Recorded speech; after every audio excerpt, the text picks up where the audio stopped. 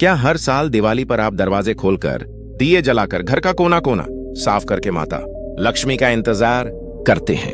पर क्या वो सच में आती हैं? या अगर आती भी हैं तो हमेशा के लिए रुकती क्यों नहीं? क्या हो अगर मैं आपसे कहूं कि आप जिस लक्ष्मी का इंतजार कर रहे हैं वो एक भ्रम है, और असली लक्ष्मी जो हमेशा आपके साथ रह सकती है, उसे बुलाने का रास्ता आज से 2500 साल पहले तथागत गौतम बुद्ध बता गए थे। आज हम उस रहस्य से पर्दा उठाएंगे जो सच्ची लक्ष्मी को हमेशा के लिए आपके जीवन में स्थापित कर देगा। नमस्कार दोस्तों, आज फिर से स्वागत नहीं अभिनंदन है आपका अपने चैनल बुद्धा ब्लेसिंग इंस्पायर में, एक ऐसा स्थान जहां बुद्ध आपके जीवन में प्रेरणा और शांति का प्रकाश लाती है। यदि आप पहली बार यहां आए हैं तो इस धम्म यात्रा में हमारे साथी बनने के लिए चैनल को सब्सक्राइब जरूर करें और घंटी के निशान को दबा दें ताकि ज्ञान का कोई भी दीपक आपसे छूट ना जाए। तो बात करते हैं लक्ष्मी की, धन की, समृद्धि की। दिवाली की रात पूरा भारत एक उम्मीद में जागता है कि धन की देवी उनके घर पधारेंगी। हम अपने घरों को साफ करते हैं क्योंकि कहते हैं कि लक्ष्मी स्वच्छ स्थान पर ही आती है। हम दिए जलाते हैं क्योंकि कहते हैं कि लक्ष्मी प्रकाश की ओर आकर्षित होती है। हम मिठाइयां बांटते हैं क्योंकि कहते हैं कि लक्ष्मी वहां आती है जहां मधुरता हो। ये सब बहुत सुंदर है, पर यह सब बाहरी तैयारी है। तथागत बुद्ध बाहरी तैयारी से कहीं ज्यादा भीतर की तैयारी पर जोर देते थे। बुद्ध ने कभी सीधे तौर पर किसी देवी देवता के आने या न आने पर टिप्पणी नहीं की, क्योंकि उनका ध्यान समस्या की जड़ पर था, पत्तों पर नहीं। उन्होंने हमें सिखाया कि असली लक्ष्मी कोई बाहरी शक्ति नहीं है जो साल में एक दिन आपके दरवाजे पर आकर आपके भाग्य का फैसला करेगी। नहीं, सच्ची लक्ष्मी आपके भीतर का ही एक गुण है, एक अवस्था है जिसे आपको स्वयं जागृत करना होता है। बुद्ध के अनुसार सच्ची समृद्धि, सच्चा धन 5 स्तंभों पर खड़ा होता है। यह 5 स्तंभ ही वो 5 महालक्ष्मी हैं जिन्हें अगर आपने अपने जीवन में स्थापित कर लिया तो आपको किसी के आने का इंतजार नहीं करना पड़ेगा, क्योंकि समृद्धि स्वयं आपका स्वभाव बन जाएगी। पहला स्तंभ है श्रद्धा। यहाँ श्रद्धा का अर्थ अंधविश्वास नहीं है। बुद्ध की शिक्षा में श्रद्धा का अर्थ है सत्य और स्वयं की क्षमता में एक गहरा विश्वास। यह विश्वास कि आप अपने जीवन को बदल सकते हैं। यह विश्वास कि कर्म का सिद्धांत काम करता है, यानी जैसा आप बोएंगे वैसा ही काटेंगे। जब आप दिवाली पर घर साफ करते हैं तो क्या आप यह श्रद्धा नहीं रख रहे होते कि लक्ष्मी आएंगी? इसी तरह जब आप अपने मन को साफ करते हैं, अपने विचारों को शुद्ध करते हैं, तो आपको यह गहरी श्रद्धा रखनी होगी कि आपके जीवन में सकारात्मकता और समृद्धि अवश्य आएगी। क्या आपने कभी अपने मन के भीतर झांक कर देखा है वहां कितनी धूल जमी है? ईर्ष्या की धूल, क्रोध की धूल, लालच की धूल। जब तक मन का यह घर गंदा है तब तक शांति और संतोष रूपी लक्ष्मी कैसे प्रवेश करेगी? आज इस वीडियो को देखते हुए खुद से यह सवाल पूछिए, क्या आप बाहरी घर के साथ साथ अपने मन का घर भी साफ करने को तैयार हैं? अगर आपका जवाब हाँ है तो मैं जानना चाहता हूं कि आप सबसे पहले अपने मन से कौन सी गंदगी साफ करना चाहेंगे? क्रोध, ईर्ष्या, लालच या कुछ और? अपना जवाब नीचे कमेंट में लिखकर इस सफाई की शुरुआत कीजिए। दूसरा स्तंभ है शील। शील का अर्थ है नैतिक आचरण, सही व्यवहार। बुद्ध ने पंचशील का मार्ग दिखाया। हिंसा न करना, चोरी न करना, झूठ न बोलना, व्यभिचार न करना और नशा न करना। अब आप सोचिए, जो व्यक्ति हिंसा करता है, दूसरों को दुख देता है, क्या उसके जीवन में कभी सच्ची शांति आ सकती है? जो चोरी करता है या बेईमानी से धन कमाता है, क्या वो रात को चैन की नींद सो सकता है? उसे हमेशा पकड़े जाने का डर, धन छिन जाने का डर सताता रहता है। यह डर ही तो सबसे बड़ी दरिद्रता है। जो व्यक्ति झूठ बोलकर अपने रिश्ते बनाता है, व्यापार करता है, उसके जीवन में कभी विश्वास रूपी लक्ष्मी का वास नहीं हो सकता। जो व्यक्ति नशे में डूबा रहता है, वो तो अपनी सबसे बड़ी दौलत यानी अपनी चेतना और अपने स्वास्थ्य को ही नष्ट कर रहा है। तो बुद्ध कहते हैं, सच्ची लक्ष्मी वहीं टिकती है जहां शील का, नैतिकता का आधार मजबूत हो।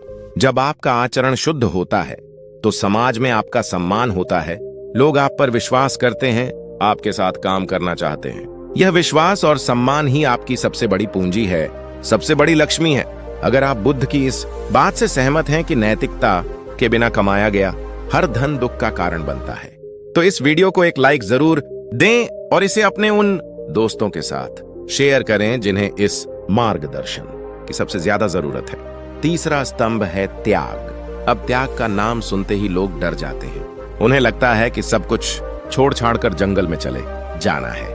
नहीं, बुद्ध का त्याग का सिद्धांत बहुत गहरा और व्यावहारिक है।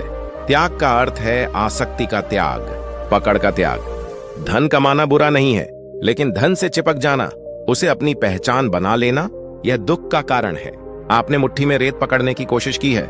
आप जितनी जोर से मुट्ठी बंद करते हैं, रेत उतनी ही तेजी से फिसल जाती है। धन का स्वभाव भी ऐसा ही है। बुद्ध सिखाते हैं कि देने में, बांटने में जो आनंद है, वही सच्ची समृद्धि है। एक दिया जब हजारों और दियों को जलाता है, तो उसकी रोशनी कम नहीं होती, बल्कि और बढ़ जाती है। इसी तरह जब आप अपने ज्ञान, अपने धन, अपनी करुणा को दूसरों के साथ बांटते हैं, तो आप गरीब नहीं होते, आप और ज्यादा समृद्ध हो जाते हैं। आपका प्रभाव बड़ा हो जाता है। प्रकृति का नियम है, जो ठहरा हुआ है वो सड़ जाता है, और जो बहता रहता है वो ताजा रहता है। धन भी एक ऊर्जा है, इसे बहने दीजिए। जब आप किसी जरूरतमंद की मदद करते हैं, तो आप ब्रह्मांड को एक संदेश भेजते हैं कि आप केवल एक प्राप्तकर्ता नहीं, बल्कि एक माध्यम भी हैं। और ब्रह्मांड हमेशा एक अच्छे माध्यम को और अधिक देता है, ताकि वो और अधिक बांट सके। यही सच्ची लक्ष्मी को आकर्षित करने का सबसे बड़ा रहस्य है। क्या आपने कभी किसी की मदद करके उस गहरी खुशी और संतुष्टि को महसूस किया है? उस अनुभव को 1 या 2 शब्दों में कमेंट में बताएं, और अपनी उपस्थिति दर्ज कराने के लिए कमेंट में नमो बुद्धाय लिखना ना भूलें। यह हमारे लिए यह जानने का एक तरीका है कि बुद्ध की शिक्षा का प्रकाश कहां कहां तक पहुंच रहा है। चौथा स्तंभ है प्रज्ञा। प्रज्ञा का अर्थ है विवेक, सही और गलत को समझने की भीतरी दृष्टि।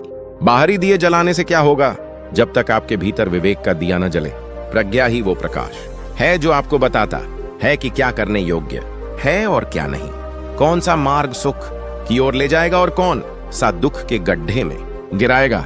बहुत से लोग कड़ी मेहनत करते हैं, फिर भी समृद्ध नहीं हो पाते, क्योंकि उनमें प्रज्ञा की कमी होती है। वे गलत जगह निवेश करते हैं, गलत लोगों पर भरोसा करते हैं और अपनी ऊर्जा गलत दिशा में लगाते हैं। प्रज्ञा आती है ध्यान से, शांत चित्त से, चीजों को जैसी हैं वैसी देखने से। जब आपका मन शांत होता है, तो आप भविष्य को बेहतर ढंग से देख पाते हैं, आप सही निर्णय ले पाते हैं। बुद्ध की विपश्यना साधना इसी प्रज्ञा को जगाने का एक वैज्ञानिक तरीका है।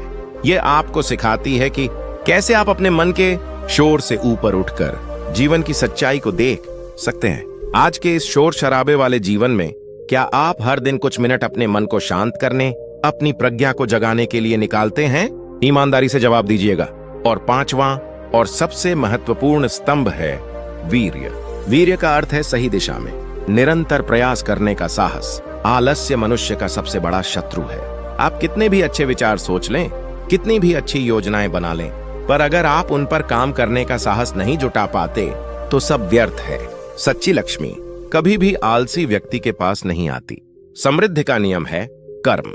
आपको अपना कर्म करना ही होगा, लेकिन यहाँ एक बहुत बड़ा अंतर है।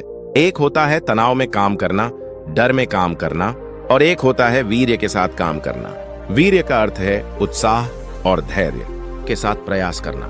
रास्ते में असफलताएं आएंगी, बाधाएं आएंगी, लेकिन जो व्यक्ति वीर्य से भरा है, वो हार नहीं मानता। वो हर असफलता से सीखता है और 2 गुनी ऊर्जा से फिर से प्रयास करता है। बुद्ध ने स्वयं 6 वर्षों तक कठिन तपस्या की, निरंतर प्रयास किया, तब जाकर उन्हें बोधि प्राप्त हुई। आपका लक्ष्य चाहे जो भी हो, आर्थिक या आध्यात्मिक, बिना वीर्य के, बिना निरंतर प्रयास के उसे पाया नहीं जा सकता। तो ये हैं वो 5 गुण: श्रद्धा, शील, त्याग, प्रज्ञा और वीर्य, जिन्हें बुद्ध ने सच्ची समृद्धि का आधार बताया। अब आप खुद सोचिए, जिस व्यक्ति के जीवन में यह 5 गुण हैं, क्या उसे किसी बाहरी लक्ष्मी के आने का इंतजार करने की जरूरत है? वह व्यक्ति तो स्वयं लक्ष्मी का स्वरूप बन जाता है। वह जहां जाता है, अपने साथ समृद्धि, शांति और सकारात्मकता लेकर जाता है। दिवाली की रात जब आप दिया जलाएं, तो केवल बाहर के अंधकार को मिटाने के लिए नहीं, बल्कि अपने भीतर के अज्ञान के अंधकार को मिटाने का संकल्प लें। जब आप घर साफ करें, तो अपने मन के विकारों को भी साफ करने का प्रण लें। जब आप मिठाई बांटें, तो अपने मन से कड़वाहट को निकालकर दूसरों के प्रति मैत्री और करुणा का भाव जगाएं। यही बुद्ध की शिक्षा का सार है। यही सच्ची दिवाली है। हमारे इस धम्म के प्रचार के मिशन में अगर आप भी अपना सहयोग देना चाहते हैं तो आप सुपर थैंक्स या चैनल की सदस्यता लेकर हमें समर्थन दे सकते हैं। आपका छोटा सा योगदान इस ज्ञान के प्रकाश को और दूर तक फैलाने में हमारी मदद करेगा। यह केवल एक सहयोग नहीं बल्कि धम्म के प्रति आपकी सेवा होगी, एक ऐसा पुण्य कर्म जो आपके जीवन में भी सकारात्मक ऊर्जा लेकर आएगा। अब हम बात करते हैं उस सवाल की कि लक्ष्मी रुकती क्यों नहीं।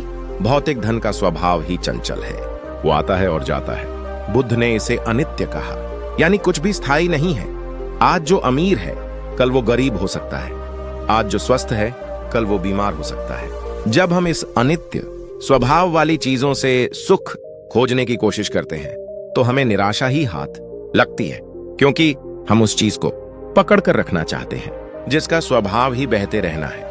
यह वैसा ही है जैसे नदी के पानी को मुट्ठी में बंद करने की कोशिश करना। लेकिन जो भीतरी धन है, आपकी करुणा, आपकी प्रज्ञा, आपका शील, आपका संतोष, यह आपका अपना है। इसे आपसे कोई नहीं छीन सकता। यह आपके साथ इस जीवन में भी रहता है और आपके कर्मों के रूप में अगले जीवन में भी साथ जाता है। यही स्थायी संपत्ति है। बुद्ध हमें इसी स्थायी संपत्ति को अर्जित करने के लिए प्रेरित करते हैं। वो कहते हैं कि एक गरीब आदमी जिसके पास कुछ नहीं है लेकिन उसका मन संतोष और करुणा से भरा है, वो उस राजा से कहीं ज्यादा अमीर है जिसके पास सब कुछ है लेकिन मन में हमेशा और पाने की तृष्णा और अशांति है। आप कौन सा अमीर बनना चाहते हैं, बाहर से दिखने वाला या भीतर से महसूस करने वाला? इसका जवाब आपको ही खोजना है। एक बार तथागत बुद्ध अपने शिष्यों के साथ एक गांव से गुजर रहे थे। गांव के सेठ ने बुद्ध और उनके संघ को भोजन के लिए आमंत्रित किया। सेठ बहुत अमीर था लेकिन बहुत कंजूस और मन का दरिद्र था। उसने बुद्ध को भोजन तो कराया लेकिन बहुत ही रूखे मन से। भोजन के बाद बुद्ध ने उसे धन्यवाद दिया और चलने लगे। सेठ को लगा कि बुद्ध उसे कोई बड़ा आशीर्वाद देंगे जिससे उसका धन दोगुना हो जाएगा, लेकिन बुद्ध शांत रहे। सेठ से रहा नहीं गया। उसने पूछा, भगवान, मैंने आपको और पूरे संघ को भोजन कराया, क्या आप मुझे कोई आशीर्वाद नहीं देंगे? बुद्ध मुस्कुराए और बोले, सेठ, तुमने भोजन कराया, यह तुम्हारा पुण्य है, इसका फल तुम्हें अवश्य मिलेगा, लेकिन मैं तुम्हें वो आशीर्वाद देना चाहता हूं जो तुम्हारे धन से भी बड़ा है। बुद्ध ने कहा, तुमने जो भोजन कराया वो तुम्हारे अन्न के भंडार से थोड़ा कम हो गया। मैं तुम्हें देने का, त्याग का वो सुख अनुभव करने का आशीर्वाद देता हूं जिसे अनुभव करने के बाद तुम्हारा मन कभी दरिद्र महसूस नहीं करेगा। मैं तुम्हें संतोष का आशीर्वाद देता हूं जिसे पाकर तुम जो कुछ तुम्हारे पास है उसी में परम आनंद का अनुभव करोगे। और मैं तुम्हें प्रज्ञा का वो प्रकाश देता हूं जिससे तुम समझ सको कि असली धन सोने चांदी के सिक्कों में नहीं बल्कि मन की शांति और शुद्धता में है। सेठ को बुद्ध की बात समझ में आ गई। उसे पहली बार एहसास हुआ कि वो इतना धन होते हुए भी भीतर से कितना कंगाल था। उस दिन उसने बाहरी लक्ष्मी के साथ साथ भीतरी लक्ष्मी का भी महत्व समझा। ये कहानी हमें सिखाती है कि हम अक्सर गलत चीजों के पीछे भागते रहते हैं। हम बाहरी चमक दमक में इतना खो जाते हैं कि अपने भीतर के खजाने को देख ही नहीं पाते। तो इस दिवाली जब आप लक्ष्मी की पूजा करें तो केवल धन और भौतिक समृद्धि न मांगें कि आपके भीतर श्रद्धा का दीपक जले, मांगें कि आपका आचरण शील से सुगंधित हो, मांगें कि आपके हृदय में त्याग और करुणा का झरना बहे, मांगें कि आपकी बुद्धि में प्रज्ञा का सूर्य उदय हो, और मांगें कि आपकी भुजाओं में सही कर्म करने का वीर्य जागे। जब ये पांचों देवियां आपके जीवन में प्रतिष्ठित हो जाएंगी तो भौतिक समृद्धि तो उनकी दासी बनकर आपके पीछे पीछे स्वयं चली आएगी। आपको उसके पीछे भागना नहीं पड़ेगा। क्या आप इस नई दृष्टि के साथ दिवाली मनाने के लिए तैयार हैं? एक ऐसी दिवाली जो केवल एक रात का उत्सव न हो बल्कि आपके पूरे जीवन को रोशन कर दे। यदि हाँ, तो इस विचार को फैलाने में हमारी मदद करें। इस वीडियो को अपने परिवार और मित्रों के साथ व्हाट्सएप पर साझा करें ताकि वे भी दिवाली का गहरा अर्थ समझ सकें। ज्ञान को बांटना सबसे बड़ा पुण्य है। आइए अब थोड़ा और गहराई में उतरते हैं। बुद्ध ने अप दीपो भव का उपदेश दिया, जिसका अर्थ है अपना दीपक स्वयं बनो। उन्होंने कभी ये नहीं कहा कि कोई बाहरी शक्ति आकर तुम्हारा उद्धार करेगी। उन्होंने पूरी जिम्मेदारी व्यक्ति को ही दी। आपकी गरीबी के जिम्मेदार भी आप हैं और आपकी अमीरी के जिम्मेदार भी आप ही होंगे। यहाँ अमीरी और गरीबी का अर्थ केवल पैसे से नहीं बल्कि आपके समग्र जीवन की गुणवत्ता से है। जब हम लक्ष्मी के आने का इंतजार करते हैं तो हम अपनी शक्ति किसी और को सौंप देते हैं। हम कर्ता बनने के बजाय एक भिखारी बन जाते हैं जो दरवाजे पर खड़ा होकर भीख मांग रहा है। बुद्ध आपको भिखारी नहीं बल्कि एक सम्राट बनाना चाहते हैं, अपने मन का सम्राट, जो अपनी इच्छाओं का दास नहीं बल्कि उनका स्वामी है। जब आप अपने मन के स्वामी बन जाते हैं तो आप सही निर्णय लेते हैं, सही कर्म करते हैं और उसके परिणाम स्वरूप जो समृद्धि आती है वो स्थायी होती है, क्योंकि वो आपकी योग्यता और आपके गुणों पर आधारित होती है, किसी की कृपा या भाग्य पर नहीं। क्या आपने कभी सोचा है कि कुछ लोग बहुत कम संसाधनों में भी कितने खुश और संतुष्ट रहते हैं, जबकि कुछ लोग अथाह दौलत होने पर भी हमेशा तनाव और चिंता में डूबे रहते हैं? इसका कारण क्या है? इसका कारण है मन की अवस्था। बुद्ध की पूरी शिक्षा इसी मन को साधने का विज्ञान है। जिसे मन को साधना आ गया उसे जीवन जीने की कला आ गई। फिर उसके लिए हर दिन दिवाली है, हर पल उत्सव है।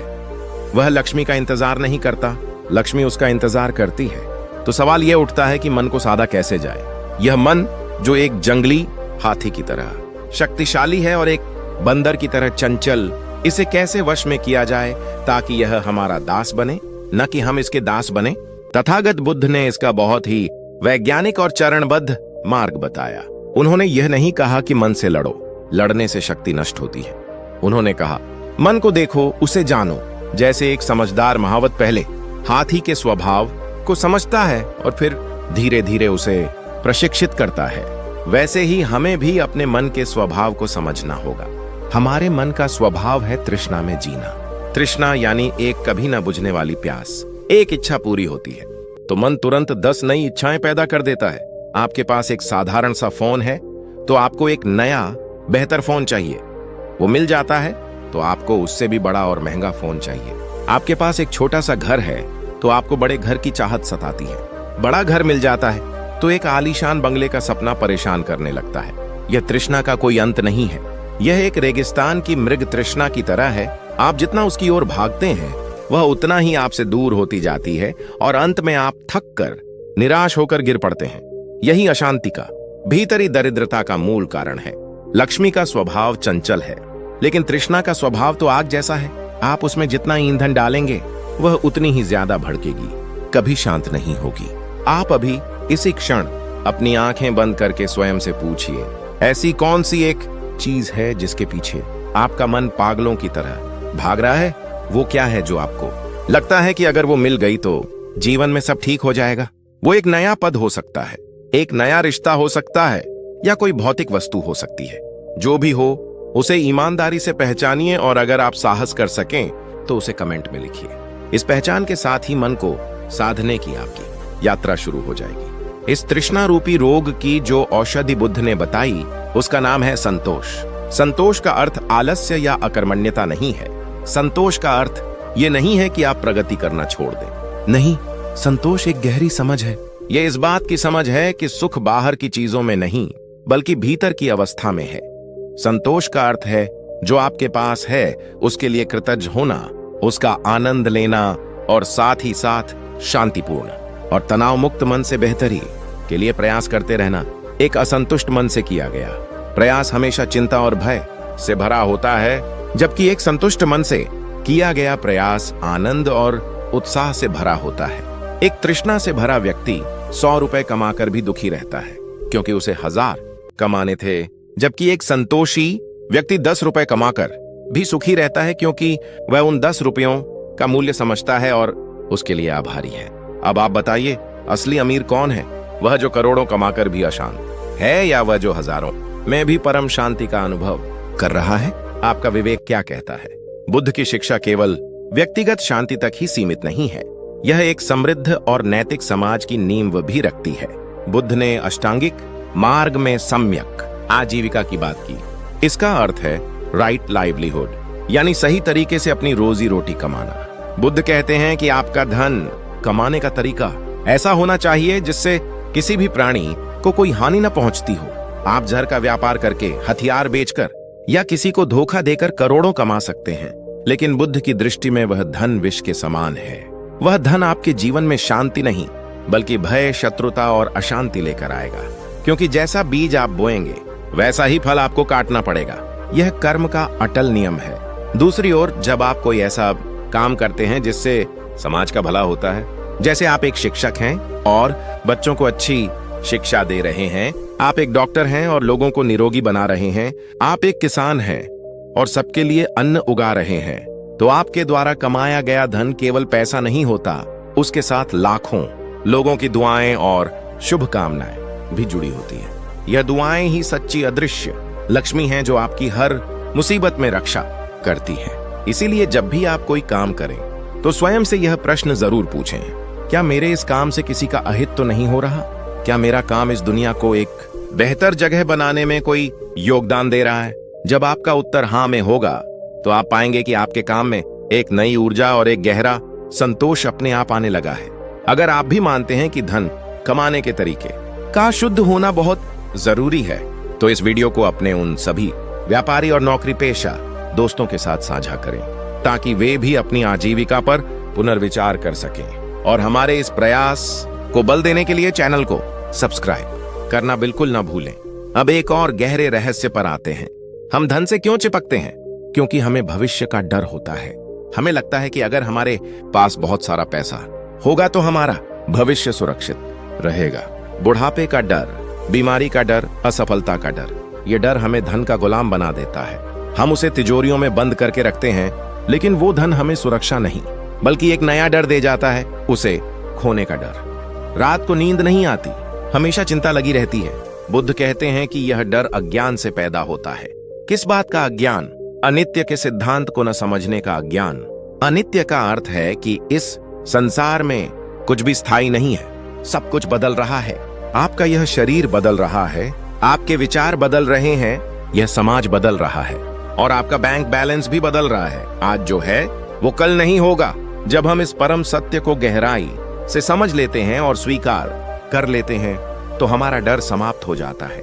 हम भविष्य की चिंता में घुलने के बजाय वर्तमान क्षण में जीना सीख जाते हैं। हम धन का उपयोग एक साधन के रूप में करते हैं, उसे अपना स्वामी नहीं बनाते।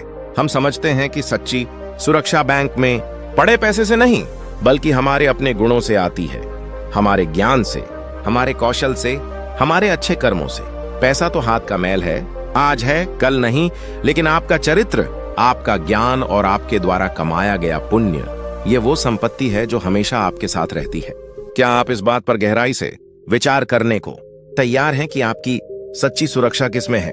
बैंक बैलेंस में या आपके अपने भीतरी गुणों में? इस डर से मुक्ति का एक और मार्ग है जो बुद्ध ने सुझाया, वह है मैत्री और करुणा का अभ्यास। मैत्री यानी सभी प्राणियों के प्रति मित्रता का भाव और करुणा यानी दूसरों के दुख को देखकर उसे दूर करने की इच्छा। जब आप केवल अपने लिए नहीं बल्कि सबके हित के लिए काम करते हैं तो आपका हृदय विशाल हो जाता है। आप प्रकृति के प्रवाह के साथ एक हो जाते हैं। जो व्यक्ति सबके प्रति मैत्री भाव रखता है उसके शत्रु अपने आप कम हो जाते हैं। जो व्यक्ति करुणा से भरकर दूसरों की मदद करता है उसे जरूरत पड़ने पर हजारों हाथ मदद करने के लिए उठ खड़े होते हैं। यह एक सामाजिक और आध्यात्मिक सुरक्षा कवच है जिसे पैसे से नहीं खरीदा जा सकता।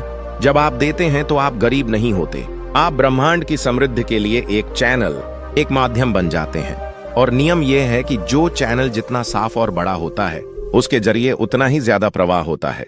हमारे इस चैनल बुद्धा ब्लेसिंग इंस्पायर का उद्देश्य भी यही है कि हम बुद्ध की इस करुणा और प्रज्ञा की शिक्षा को ज्यादा से ज्यादा लोगों तक पहुंचाने का एक माध्यम बन सकें। इस महान कार्य में आप भी हमारे सहयोगी बन सकते हैं। जब आप सुपर थैंक्स के माध्यम से हमें सहयोग करते हैं या हमारी सदस्यता लेते हैं तो यह केवल एक आर्थिक मदद नहीं होती, यह आपके द्वारा धम्म के प्रचार के लिए किया गया एक पुण्य कर्म है। यह एक बीज बोने जैसा है जिसका वृक्ष जब बड़ा होगा तो उसकी शीतल छाया और मीठे फल न जाने कितने अशांत और भटके हुए मन को शांति और दिशा प्रदान करेंगे। आपका यह त्याग, आपका यह दान आपके जीवन में भी पुण्य की लक्ष्मी को अवश्य आकर्षित करेगा। एक गांव में एक बहुत ही धनवान व्यक्ति रहता था। उसके पास सब कुछ था लेकिन वह हमेशा दुखी और चिंतित रहता था। उसे लगता था कि गांव के सभी लोग उससे ईर्ष्या करते हैं और उसकी दौलत छीनना चाहते हैं। एक दिन बुद्ध उस गांव में आए। वह व्यक्ति बुद्ध के पास गया और बोला, भगवान, मेरे पास अपार धन है फिर भी मुझे शांति क्यों नहीं मिलती? बुद्ध ने उससे पूछा, तुमने अपने धन का क्या किया है? उसने कहा, मैंने उसे 7 तालों में बंद करके एक गहरी तिजोरी में रखा है ताकि कोई उसे चुरा न सके। बुद्ध मुस्कुराए और बोले, वत्स, तुमने धन को कैद कर लिया है और उस धन ने तुम्हें कैद कर लिया है। तुम उसके रक्षक बन गए हो, स्वामी नहीं। जाओ, अपनी तिजोरी खोलो और उस धन से गांव में एक कुआं खुदवाओ ताकि सबको मीठा पानी मिल सके। उस धन से एक औषधालय बनवाओ ताकि बीमारों का इलाज हो सके। उस धन से एक पाठशाला बनवाओ ताकि बच्चे पढ़ सकें।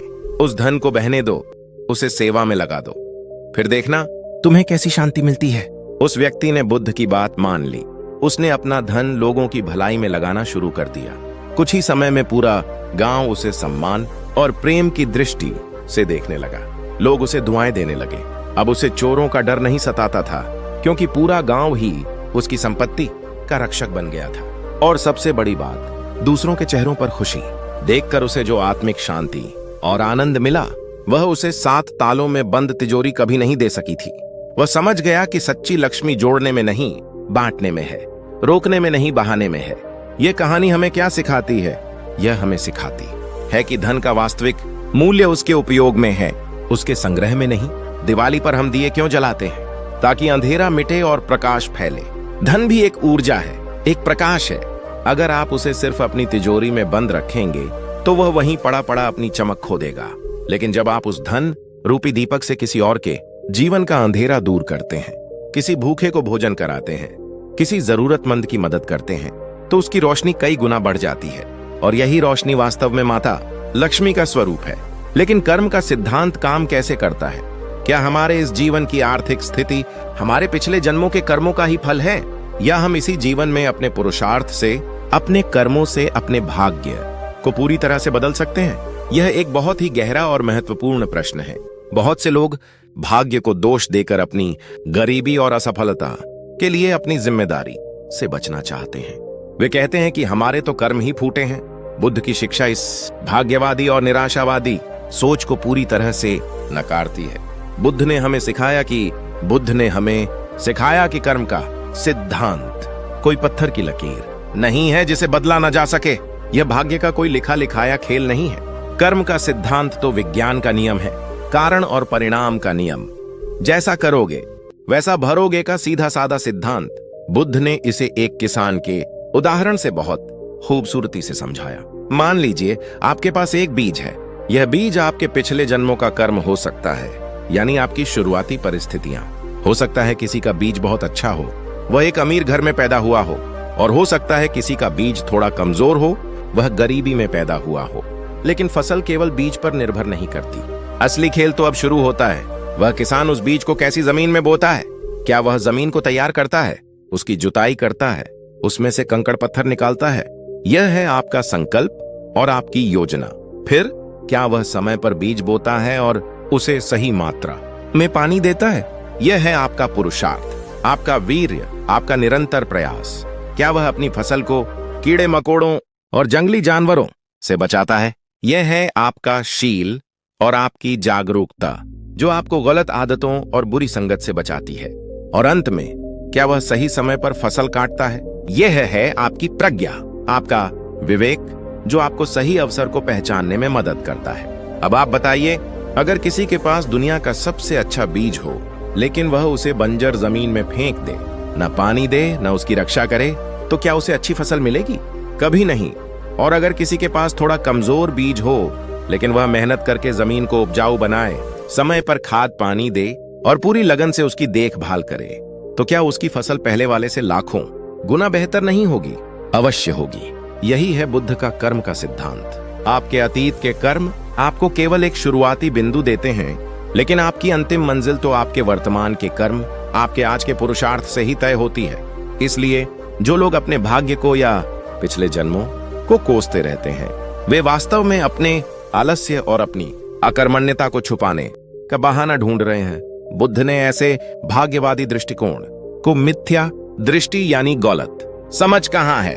उन्होंने कहा कि सबसे बड़ा अंधकार अज्ञान है और सबसे बड़ा प्रकाश पुरुषार्थ है। तो आज से अपने भाग्य को कोसना बंद कीजिए। आप अपने भाग्य के निर्माता स्वयं हैं। यह शक्ति बुद्ध ने आपको दी है। क्या आप इस शक्ति को पहचानने और इसका उपयोग करने के लिए तैयार हैं? अगर हां, तो जोर से मन में कहिए, मैं अपने भाग्य का निर्माता स्वयं हूं और इस संकल्प को और मजबूत करने के लिए कमेंट में भी यही लिखिए। इस यात्रा में एक और बहुत बड़ा रहस्य है और वह है आपके विचारों की शक्ति। बुद्ध ने कहा, मनोपुबंगमा धम्मा, मनोसेठा मनोमया, अर्थात सभी धर्मों अवस्थाओं में मन ही प्रधान है, मन ही श्रेष्ठ है, सब कुछ मनोमय है। इसका सरल अर्थ है कि आप जैसा सोचते हैं वैसा ही बन जाते हैं। आपका बाहरी जगत आपके भीतरी जगत का ही प्रतिबिंब है। अगर आपके मन में हर समय गरीबी, कमी और अभाव के विचार चलते रहेंगे तो आप ब्रह्मांड में वैसी ही ऊर्जा भेज रहे हैं और आप वैसी ही परिस्थितियों को अपनी ओर आकर्षित करेंगे। आप हमेशा कहेंगे, मेरे पास पैसे नहीं है, मैं ये नहीं खरीद सकता, किस्मत खराब है, और आपका जीवन इसी बात को सच साबित करने में लग जाएगा। इसके विपरीत अगर आप अपने मन को समृद्धि, प्रचुरता और कृतज्ञता के विचारों से भरते हैं तो आपका पूरा दृष्टिकोण बदल जाता है। आप अवसरों को देखने लगते हैं, समाधान खोजने लगते हैं। आप यह नहीं कहते कि मेरे पास पैसे नहीं है, आप पूछते हैं, मैं इसके लिए पैसे कैसे कमा सकता हूं। देखिए, एक ही स्थिति है, लेकिन सोचने के तरीके ने सब कुछ बदल दिया। एक रास्ता निराशा की ओर जाता है, दूसरा संभावनाओं की ओर। आप कौन सा रास्ता चुनना चाहते हैं, मैं आपको देख सकता हूं। आप जो इस समय ये वीडियो देख रहे हैं, आप कोई साधारण व्यक्ति नहीं हैं। दुनिया में करोड़ों लोग इस समय मनोरंजन और व्यर्थ की चीजों में अपना समय गंवा रहे हैं, लेकिन आपने ज्ञान का मार्ग चुना है। आपने अपने जीवन को बेहतर बनाने का संकल्प लिया है। यह दिखाता है कि आपके भीतर की ज्योति अभी बुझी नहीं है, बल्कि वह और प्रज्वलित होना चाहती है। आपका यहां होना ही इस बात का प्रमाण है कि आप अपने मन को, अपने जीवन को बदलने की सच्ची इच्छा रखते हैं, और जिसके पास सच्ची इच्छा और सही दिशा हो उसे सफल होने से कोई नहीं रोक सकता। आपकी इस ज्ञान की प्यास के लिए मैं आपको नमन करता हूं। तो इस मानसिक शक्ति को जगाए कैसे? बुद्ध ने इसके लिए सम्यक संकल्प यानी राइट इंटेंशन का मार्ग दिखाया। अपने लिए एक बड़ा और नेक लक्ष्य निर्धारित कीजिए, एक ऐसा लक्ष्य जो न केवल आपको बल्कि आपके परिवार और समाज को भी लाभ पहुंचाए। जब आपका लक्ष्य बड़ा और निस्वार्थ होता है तो ब्रह्मांड की सारी शक्तियां आपकी मदद के लिए जुट जाती हैं। और फिर उस लक्ष्य को अपने मन में हर समय जीवित रखिए। सुबह उठते ही उसके बारे में सोचिए, रात को सोते समय उसके बारे में सोचिए, उसे अपनी सांसों में बसा लीजिए। यह आपके मन को नकारात्मकता और भटकाव से बचाएगा और आपकी सारी ऊर्जा को एक ही दिशा में केंद्रित कर देगा। और जब ऊर्जा केंद्रित होती है तो वह चमत्कार कर सकती है। जैसे सूर्य की बिखरी हुई किरणें कुछ नहीं जला सकती, लेकिन जब आप एक लेंस का उपयोग करके उन्हें एक बिंदु पर केंद्रित करते हैं तो वे आग पैदा कर सकती हैं। आपका मन भी वैसा ही है, उसे केंद्रित करना सीखिए।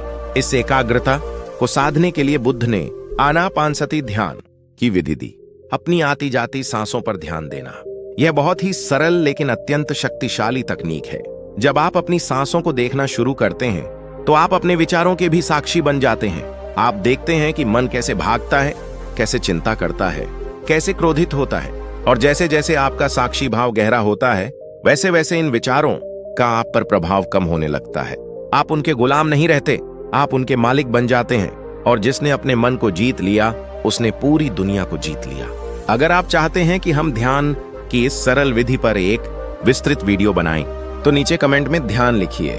अगर हमें पर्याप्त अनुरोध मिलेंगे तो हम निश्चित रूप से इस विषय पर एक मार्गदर्शिका लेकर आएंगे। अब मैं उस बिंदु पर आता हूं जो शायद सबसे महत्वपूर्ण है। हम सब मेहनत करते हैं, योजना बनाते हैं, लेकिन फिर भी कई बार असफल हो जाते हैं। ऐसा क्यों होता है? क्योंकि हमारे भीतर कुछ चोर बैठे हैं जो हमारी ऊर्जा को, हमारी समृद्धि को चुपके से चुरा ले जाते हैं। बुद्ध ने इन चोरों को 5 निवरण या 5 बाधाएं कहा है। ये 5 बाधाएं ही सच्ची दरिद्रता की जड़ हैं। पहली बाधा है कामच्छंद, यानी इंद्रिय सुखों की तीव्र इच्छा। हर समय मनोरंजन, अच्छा खाना और आराम की तलाश में रहना।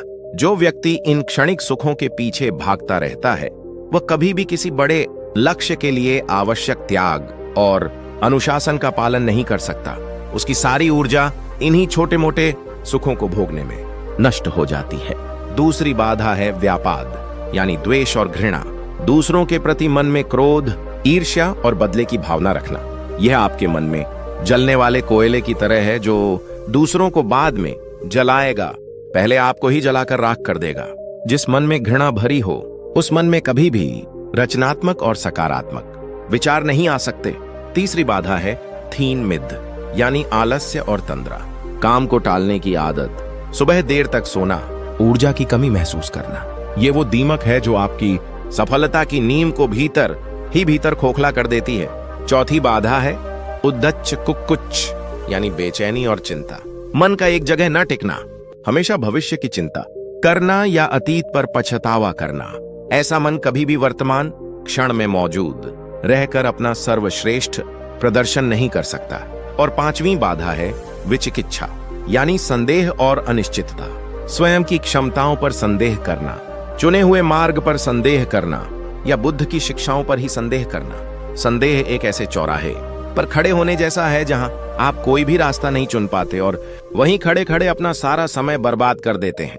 अब पूरी ईमानदारी से अपने भीतर झांकिए, इन 5 चोरों में से कौन सा चोर आपके जीवन की समृद्धि को सबसे ज्यादा चुरा रहा है? क्या वह क्षणिक सुखों की लालसा है या किसी के प्रति घृणा? क्या वह आलस्य है या चिंता और बेचैनी, या फिर खुद पर शक करने की आदत? अपने उस सबसे बड़े दुश्मन को पहचानिए। उसे पहचानना ही उसे हराने की दिशा में पहला और सबसे बड़ा कदम है। इन बाधाओं को दूर करने का उपाय भी बुद्ध ने बताया है। शील का पालन, ध्यान का अभ्यास और प्रज्ञा का विकास।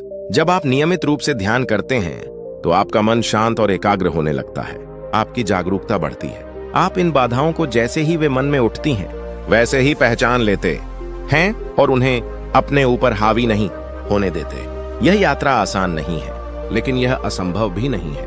और इस यात्रा में आप अकेले नहीं हैं। हम बुद्धा ब्लेसिंग इंस्पायर की पूरी टीम आपके साथ है। हम निरंतर प्रयास करते हैं कि बुद्ध के ज्ञान के इन मोतियों को आप तक पहुंचा सकें ताकि आपका मार्ग प्रकाशित हो सके। हमारा यह प्रयास तभी सफल हो सकता है जब आपका साथ मिले, जब आप हमारे चैनल की सदस्यता लेते हैं या सुपर कैश के माध्यम से अपना योगदान देते हैं। तो आप केवल हमारी मदद नहीं करते, आप इस धम्म यज्ञ में अपनी आहुति डालते हैं। आप इस ज्ञान की गंगा को आगे बढ़ाने में भागीदार बनते हैं। आपका यह सहयोग हमें और बेहतर और गहरे वीडियो बनाने की प्रेरणा और संसाधन देता है। यह एक सह निर्माण है, एक साझा यात्रा है, एक बेहतर और प्रबुद्ध दुनिया की ओर। याद रखिए, दिवाली पर लक्ष्मी का बाहर से आना एक प्रतीक है। असली लक्ष्मी तो आपके भीतर ही सोई हुई है। वह आपके गुणों में, आपके कर्मों में, आपके संतोष में और आपकी करुणा में छिपी है। उसे जगाने की जिम्मेदारी आपकी है। जब आप अपने भीतर की इस लक्ष्मी को जगा लेंगे तो आपको बाहर किसी का इंतजार नहीं करना पड़ेगा। आप स्वयं प्रकाश का स्रोत बन जाएंगे, एक ऐसा दीपक जो न केवल अपना घर बल्कि पूरे जग को रोशन करने की क्षमता रखता है। इस दिवाली केवल एक दिन के लिए अमीर बनने का सपना मत देखिए। बुद्ध के दिखाए मार्ग पर चलकर हमेशा के लिए समृद्ध बनने का संकल्प लीजिए। एक ऐसी समृद्धि जिसे कोई आपसे छीन नहीं सकता, जो समय के साथ कम नहीं होती बल्कि और बढ़ती जाती है।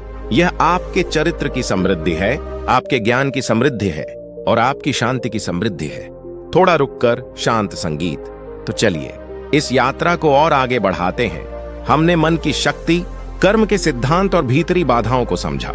अब सवाल उठता है कि इस ज्ञान को अपने दैनिक जीवन में, अपने काम धंधे में, अपने रिश्तों में कैसे उतारा जाए। बुद्ध केवल एक दार्शनिक नहीं थे, वे एक महान व्यावहारिक मनोवैज्ञानिक भी थे। बुद्ध केवल एक दार्शनिक नहीं थे, वे एक महान व्यावहारिक मनोवैज्ञानिक भी थे। उन्होंने ऐसा कोई ज्ञान नहीं दिया जिसे जीवन में उतारा न जा सके। तो चलिए देखते हैं कि सच्ची समृद्धि के इन सिद्धांतों को हम अपने काम धंधे, अपने व्यापार और अपनी नौकरी में कैसे लागू कर सकते हैं। व्यापार का पहला नियम क्या है? लाभ कमाना। लेकिन बुद्ध पूछते हैं, कैसा लाभ? क्या केवल पैसों का लाभ या विश्वास, सम्मान और सद्भावना का लाभ भी? बुद्ध की शिक्षा के अनुसार सम्यक आजीविका का पालन करने वाला व्यापारी केवल अपने लाभ की नहीं सोचता, वह अपने ग्राहक के हित की भी सोचता है। जब आप अपने ग्राहक को अच्छी गुणवत्ता का सामान सही दाम पर देते हैं, जब आप उसे धोखा नहीं देते, तो आप केवल एक सौदा नहीं कर रहे होते, आप एक रिश्ता बना रहे होते हैं। यह ग्राहक आप पर विश्वास करेगा और बार बार आपके पास आएगा। वह अपने 10 और मित्रों को भी आपके पास भेजेगा। यह विश्वास ही आपकी सबसे बड़ी पूंजी है। यह सद्भावना ही आपकी असली लक्ष्मी है, जो आपके व्यापार को स्थायी और दीर्घकालिक सफलता दिलाएगी। इसके विपरीत जो व्यापारी झूठ बोलकर, मिलावट करके या कम तौलकर त्वरित लाभ कमाता है, वह शायद एक बार तो सफल हो जाए, लेकिन वह अपनी साख अपना सम्मान खो देता है। उसका व्यापार कभी भी स्थायी नहीं हो सकता क्योंकि उसकी नींव धोखे पर रखी है। कर्म का सिद्धांत यहाँ भी काम करता है। जब आप किसी को धोखा देते हैं तो आप ब्रह्मांड में धोखे की ऊर्जा भेजते हैं और वही ऊर्जा किसी न किसी रूप में लौटकर आपके पास जरूर आती है। क्या आपने अपने आसपास ऐसे उदाहरण नहीं देखे जहां बेईमानी से खड़ा किया गया साम्राज्य ताश के पत्तों की तरह ढह गया? और क्या आपने ऐसे छोटे ईमानदार व्यापारियों को नहीं देखा जो धीरे धीरे अपनी मेहनत और ईमानदारी के दम पर बहुत बड़ा सम्मान और सफलता हासिल करते हैं? आपका अनुभव क्या कहता है? नीचे कमेंट में जरूर साझा करें। अब बात करते हैं नौकरी पेशा लोगों की। आप जहां काम करते हैं उस संस्था के प्रति आपकी क्या जिम्मेदारी है? क्या आप अपना काम पूरी लगन और ईमानदारी से करते हैं या आप कामचोरी करते हैं, समय बर्बाद करते हैं और सोचते हैं कि इससे मालिक का नुकसान हो रहा है? बुद्ध की दृष्टि से जब आप कामचोरी करते हैं तो आप सबसे पहले अपना ही नुकसान करते हैं। आप अपने भीतर आलस्य और बेईमानी के संस्कार को गहरा कर रहे होते हैं। आप अपनी क्षमताओं को विकसित होने से रोक रहे होते हैं। एक ईमानदार और मेहनती कर्मचारी अपनी संस्था की सबसे बड़ी संपत्ति होता है। उसे सम्मान मिलता है, उसे अवसर मिलते हैं और वह लगातार प्रगति करता है। उसकी मेहनत ही उसकी लक्ष्मी है। इसलिए अपने काम को पूजा समझिए, पूरी निष्ठा से अपना सर्वश्रेष्ठ दीजिए, फल की चिंता किए बिना। जब आपका कर्म शुद्ध होगा तो परिणाम भी शुद्ध और शुभ ही होगा। अब आते हैं रिश्तों पर। हमारे जीवन की सबसे बड़ी दौलत क्या है? हमारे प्रेम पूर्ण रिश्ते। एक अच्छा जीवन साथी, प्यारे बच्चे, सच्चे दोस्त और एक सहयोगी परिवार। जिसके पास यह दौलत है वह दुनिया का सबसे अमीर इंसान है। लेकिन अक्सर हम अपनी नासमझी, अपने अहंकार और अपने क्रोध से इस दौलत को नष्ट कर देते हैं। दिवाली पर हम अपने घरों को तो सजाते हैं, लेकिन क्या हम अपने रिश्तों को भी सजाते हैं? बुद्ध ने रिश्तों को सुंदर बनाने के लिए 4 ब्रह्म विहार का मार्ग दिखाया। मैत्री, करुणा, मुदिता और उपेक्षा। मैत्री यानी सबके प्रति मित्रता का भाव बिना किसी शर्त के। करुणा यानी दूसरों के दुख को समझना और उसे दूर करने में मदद करना। मुदिता यानी दूसरों की सफलता और खुशी में प्रसन्न होना, ईर्ष्या न करना। और उपेक्षा यानी जहां आप कुछ नहीं कर सकते वहां शांति और समता का भाव बनाए रखना, व्यर्थ की चिंता न करना। जिस व्यक्ति के हृदय में यह 4 गुण हैं, उसके रिश्ते कभी खराब नहीं हो सकते। वह एक चुंबक की तरह प्रेम और सद्भावना को अपनी ओर आकर्षित करता है। उसका घर ही स्वर्ग बन जाता है। इस दिवाली जब आप अपने परिवार के साथ हों तो इन गुणों का अभ्यास कीजिए। अपने अहंकार को एक तरफ रखकर अपने बड़ों से क्षमा मांगें, अपने छोटों को स्नेह दें। किसी दोस्त की सफलता पर सच्चे मन से खुश हों। यही सच्ची लक्ष्मी पूजा है। यही वह पूजा है जो आपके घर में स्थायी सुख और शांति लाएगी। और अंत में आपकी सबसे बड़ी संपत्ति, आपका यह शरीर और आपका स्वास्थ्य। बुद्ध ने कहा, आरोग्य परमा लाभा, अर्थात आरोग्य ही परम लाभ है, सबसे बड़ा लाभ है। अगर आपका शरीर स्वस्थ नहीं है तो दुनिया की सारी दौलत आपके लिए व्यर्थ है। आप न उसका भोग कर सकते हैं, न ही उसका आनंद ले सकते हैं। हम पैसा कमाने के लिए अपने स्वास्थ्य को दांव पर लगा देते हैं और फिर उसी स्वास्थ्य को वापस पाने के लिए सारा पैसा खर्च कर देते हैं। यह कितनी बड़ी मूर्खता है। बुद्ध का मध्यम मार्ग यहां भी लागू होता है। न तो शरीर को अत्यधिक कष्ट दो और न ही उसे भोग विलास में लिप्त करो। शरीर का ध्यान रखो, सात्विक भोजन करो, व्यायाम करो और पर्याप्त आराम करो। यह शरीर एक मंदिर है और एक स्वस्थ शरीर में ही एक स्वस्थ और शांत मन निवास कर सकता है। जब आपका मन और शरीर दोनों स्वस्थ होंगे तभी आप जीवन के किसी भी क्षेत्र में अपना सर्वश्रेष्ठ प्रदर्शन कर पाएंगे और सच्ची समृद्धि को प्राप्त कर पाएंगे। तो अब हम अपनी यात्रा के समापन की ओर हैं। हमने शुरू किया था एक सवाल से, क्या माता लक्ष्मी दिवाली के दिन हमारे घर आती हैं? और इस पूरी यात्रा में हमने तथागत बुद्ध की प्रज्ञा के प्रकाश में यह समझा कि हमें किसी बाहरी लक्ष्मी का इंतजार करने की जरूरत नहीं है। सच्ची लक्ष्मी, सच्ची समृद्धि का झरना हमारे भीतर ही बह रहा है। श्रद्धा, शील, त्याग, प्रज्ञा और वीर्य, ये 5 देवियाओं आपके भीतर ही विराजमान हैं। बस उन्हें जगाने की जरूरत है। इस दिवाली जब रात का अंधेरा घिर आए और आप अपने घर के दरवाजे पर पहला दिया जलाएं तो उसे केवल एक मिट्टी का दिया मत समझिए, उसे अपनी जागृत चेतना का प्रतीक समझिए। उस दिए को जलाते हुए यह संकल्प लीजिए कि आज से मैं अपने भीतर के अज्ञान के अंधकार को मिटाऊंगा। मैं अपने मन को घृणा और ईर्ष्या से नहीं, बल्कि मैत्री और करुणा के प्रकाश से भरूंगा। मैं आलस्य को त्याग कर पुरुषार्थ का मार्ग अपनाऊंगा। मैं बेईमानी का त्याग कर शील और नैतिकता का जीवन जीऊंगा। मैं असंतोष की आग में जलने के बजाय संतोष के शीतल जल में स्नान करूंगा। जब आप घर की सफाई करें तो संकल्प लीजिए कि मैं अपने मन के कोने कोने में जमी क्रोध, लोभ और मोह की धूल को भी साफ करूंगा। जब आप नए वस्त्र पहने तो प्रण लीजिए कि मैं अपनी पुरानी बुरी आदतों को त्याग कर नए और शुद्ध आचरण को धारण करूंगा। और जब आप मिठाई बांटें तो याद रखिए कि सबसे बड़ी मिठाई है मीठी वाणी और करुणा भरा व्यवहार। आपको किसी के आने का इंतजार नहीं करना है। आप स्वयं प्रकाश बन जाइए, आप स्वयं प्रेम बन जाइए, आप स्वयं समृद्धि बन जाइए। जिस दिन आपने यह कर लिया, उस दिन केवल दिवाली की रात को नहीं, बल्कि आपके जीवन का हर दिन, हर पल, हर क्षण उत्सव बन जाएगा। आप जहां जाएंगे वहीं लक्ष्मी आपके साथ जाएगी। आप जिस चीज को छुएंगे वह सोना बन जाएगी, क्योंकि आपने असली पारस पत्थर यानी अपने शुद्ध और जागृत मन को पा लिया है। यह बुद्ध की शिक्षा का सार है। यह केवल एक धर्म या दर्शन नहीं है, यह जीवन जीने की कला है। यह दुखी और अशांत मन को सुखी और शांत बनाने का विज्ञान है। मैं जानता हूं कि इस मार्ग पर चलना आसान नहीं है। पुरानी आदतें हमें बार बार पीछे खींचेंगी, लेकिन आपको हार नहीं माननी है। और इस यात्रा में हम आपके साथ हैं। बुद्धा ब्लेसिंग इंस्पायर सिर्फ एक चैनल नहीं, यह एक संघ है, एक परिवार है उन सभी लोगों का जो अपने जीवन को बेहतर बनाने के लिए प्रतिबद्ध हैं। चैनल को सब्सक्राइब करके और इस परिवार का हिस्सा बनकर आप स्वयं को यह याद दिलाते रहते हैं कि आप इस मार्ग पर अकेले नहीं हैं। हर वीडियो एक रिमाइंडर है, एक प्रेरणा का स्रोत है। और जब आप लाइक, शेयर या कमेंट करते हैं तो आप इस ज्ञान के दिए की रोशनी को औरों तक पहुंचाने में हमारी मदद करते हैं।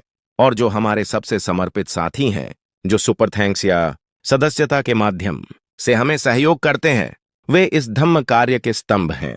उनका योगदान हमें इस ज्ञान को और गहराई से और अधिक लोगों तक ले जाने की शक्ति देता है। वे केवल दर्शक नहीं, इस मिशन के सच्चे भागीदार हैं। तो इस दिवाली असली पूजा कीजिए, अपने भीतर की लक्ष्मी की पूजा, और उसका आशीर्वाद केवल धन दौलत के रूप में नहीं, बल्कि असीम शांति, गहरे संतोष और अटूट आनंद के रूप में पाइए। यही आपके लिए हमारी मंगल कामना है। आप सभी के भीतर का दीपक प्रज्वलित हो, आप स्वयं अपने प्रकाश बने। भवतु सब्ब मंगलम, सभी प्राणियों का मंगल हो। नमो बुद्धाय। चलिए तथागत की उसी शिक्षा को अब एक कहानी के माध्यम से समझते हैं। यह कहानी है उस यात्रा की जो बाहर की तिजोरियों से शुरू होकर मन के खजाने तक पहुंचती है। बहुत समय पहले एक समृद्ध नगर था जिसका नाम था रत्नपुर। जैसा नाम वैसा ही नगर। वहां के बाजार सोने चांदी और जवाहरातों से भरे रहते थे और वहां के व्यापारियों की कीर्ति दूर दूर तक फैली थी। इसी रत्नपुर में एक व्यापारी रहता था जिसका नाम था श्रीधर। श्रीधर नगर के सबसे धनी व्यापारियों में से एक था, लेकिन उसकी धन की प्यास अथाह थी।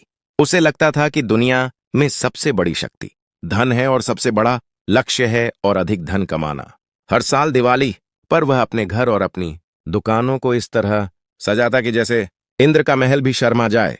वह हजारों दिए जलाता, सोने चांदी के बर्तनों में 56 भोग लगाता और दरवाजे पर रात भर जाग कर बैठा रहता, इस उम्मीद में कि इस बार तो माता लक्ष्मी उस पर ऐसी कृपा करेंगी कि उसकी 7 पुश्तें भी राज करें। पर हर दिवाली के बाद उसके मन की बेचैनी और बढ़ जाती। धन तो बढ़ता था, पर मन की शांति घटती जाती थी। उसे हर समय डर लगा रहता। व्यापार में घाटे का डर, चोर डाकुओं का डर, प्रतिस्पर्धियों के आगे निकल जाने का डर। उसकी नींदें उड़ चुकी थीं और चेहरे की मुस्कान खोखली हो गई थी। वह लक्ष्मी की पूजा तो करता था, पर वास्तव में वह डर का दास बन चुका था। इस वर्ष की दिवाली भी नजदीक थी। श्रीधर ने इस बार पहले से भी बड़ी तैयारी की थी। उसने अपने मुनीम को आदेश दिया कि नगर के सबसे उत्तम फूल, सबसे सुगंधित इत्र और सबसे शुद्ध घी का प्रबंध किया जाए। वह कोई कमी नहीं छोड़ना चाहता था। एक शाम जब वह अपनी दुकान से लौट रहा था तो उसने देखा कि नगर के छोर पर एक छोटी सी नदी के किनारे एक पुरानी कुटिया से धीमी धीमी रोशनी आ रही थी। उस कुटिया के बाहर न कोई धूमधाम थी, न कोई सजावट, फिर भी वहां एक अजीब सी शांति और आकर्षण था। कौतूहलवश श्रीधर उस कुटिया की ओर बढ़ गया। अंदर एक वृद्ध व्यक्ति बैठा था जो पत्थर की एक अधूरी मूर्ति को बड़े ध्यान से तराश रहा था। उसके चेहरे पर न कोई चिंता की लकीर थी, न कोई कामना का भाव। उसकी आंखों में एक गहरी शांति और संतोष का सागर लहरा रहा था। वह अपने काम में इतना डूबा हुआ था कि उसे श्रीधर के आने का पता भी नहीं चला। श्रीधर ने देखा कि कुटिया में कुछ और मूर्तियां भी रखी थीं, जो तथागत बुद्ध की थीं। उन मूर्तियों में पत्थर नहीं, बल्कि करुणा और शांति जीवंत हो उठी थी। उन्हें देखकर ही मन को एक अजीब सा सुकून मिलता था। श्रीधर ने अपना गला साफ करते हुए पूछा, बाबा आप कौन हैं? वृद्ध ने धीरे से अपनी आंखें खोलीं और मुस्कुराया। उसकी मुस्कान में ऐसी सरलता और अपनापन था कि श्रीधर का सारा अहंकार पिघल गया। वृद्ध बोला, बेटा नाम में क्या रखा है? लोग मुझे विमल कहते हैं। मैं बस पत्थर में छिपे सत्य को बाहर लाने का प्रयास करता हूं। श्रीधर उन मूर्तियों से बहुत प्रभावित हुआ। उसके व्यापारी दिमाग ने तुरंत सोचा, इस व्यक्ति के हाथों में कोई जादू है। इसकी बनाई मूर्तियां घर में रखने से जरूर शांति और समृद्धि आती होगी। उसने तुरंत अपनी थैली निकाली और स्वर्ण मुद्राओं का ढेर विमल के सामने रखते हुए बोला, बाबा मेरे लिए एक ऐसी मूर्ति बना दीजिए जिसे देखते ही माता लक्ष्मी मेरे घर की ओर खींची चली आई।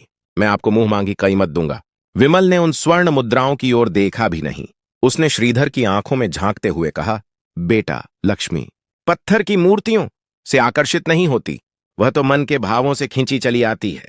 तुम जिस लक्ष्मी को खोज रहे हो वह बाहर नहीं, तुम्हारे भीतर ही सोई हुई है। उसे तराशने के लिए पत्थर की नहीं, अपने मन की छेनी हथौड़ी चाहिए। श्रीधर को यह बातें समझ नहीं आई। उसने कहा, बाबा आप पहेलियां मत बुझाइए, मैं एक सीधा साधा व्यापारी हूं, आप बस मुझे उपाय बताइए।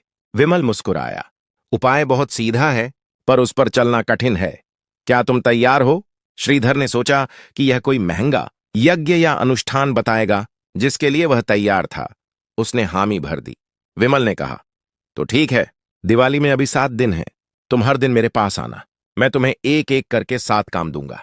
यदि तुमने वे 7 काम पूरी श्रद्धा से कर लिए तो मैं वादा करता हूं कि इस दिवाली तुम्हें वह सच्ची लक्ष्मी अवश्य मिलेगी जो तुम्हें कभी छोड़कर नहीं जाएगी। श्रीधर राजी हो गया।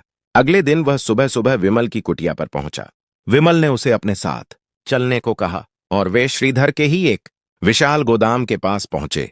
उस गोदाम के सबसे पिछले हिस्से में सालों से कबाड़ और टूटी फूटी चीजें भरी थीं, जहां मकड़ी के जाले और धूल की मोटी परतें जमी थीं। वहां इतना अंधेरा और घुटन थी कि कोई भीतर जाना भी पसंद न करे। विमल ने कहा, आज का तुम्हारा काम यह है कि तुम अकेले बिना किसी नौकर की मदद के इस पूरे हिस्से को साफ करोगे। एक एक कोना ऐसा चमकना चाहिए जैसे शीशा। श्रीधर हैरान रह गया। मैं? सेठ श्रीधर, ये कबाड़ साफ करूंगा? ये कैसा उपाय है? इससे लक्ष्मी कैसे आएंगी? विमल ने शांत भाव से कहा, बेटा तुम्हारे मन के भीतर भी ठीक ऐसा ही एक कोना है, जहां तुमने सालों से ईर्ष्या, क्रोध और लालच का कबाड़ इकट्ठा कर रखा है। जब तक बाहर की यह गंदगी साफ करने का धैर्य तुम में नहीं आएगा, तब तक तुम अपने मन की गंदगी कैसे साफ कर पाओगे? लक्ष्मी स्वच्छ स्थान पर आती हैं, यह तो तुम भी जानते हो। शुरुआत यहीं से करो। श्रीधर को यह बात बेतुकी लगी, पर वचन दे चुका था। उसने नाक मुंह सिकोड़ते हुए काम शुरू किया। घंटों लगे। उसके महंगे कपड़े धूल से सन गए, हाथों में छाले पड़ गए। कई बार उसके मन में आया कि सब छोड़कर चला जाए, पर विमल की शांत आंखों का स्मरण होते ही वह फिर से जुट जाता। शाम होते होते जब वह कोना पूरी तरह साफ हो गया और उसने वहां एक छोटा सा दीपक जलाया, तो उसे एक अजीब सी शांति और संतुष्टि महसूस हुई। यह वह संतुष्टि थी जो उसे करोड़ों का मुनाफा कमाकर भी कभी नहीं मिली थी। उसने पहली बार अपनी मेहनत से पैदा हुई सुंदरता को देखा था। यह श्रद्धा का पहला पाठ था, कर्म पर विश्वास करने का पाठ। दूसरे दिन श्रीधर फिर विमल के पास पहुंचा। आज विमल उसे बाजार ले गया। उसी की दुकान पर विमल ने एक गरीब किसान की ओर इशारा किया जो श्रीधर से अनाज खरीदने आया था। श्रीधर का मुनीम उस किसान को थोड़ा पुराना और घुना हुआ अनाज तौल रहा था, जबकि दाम नए और अच्छे अनाज का ले रहा था।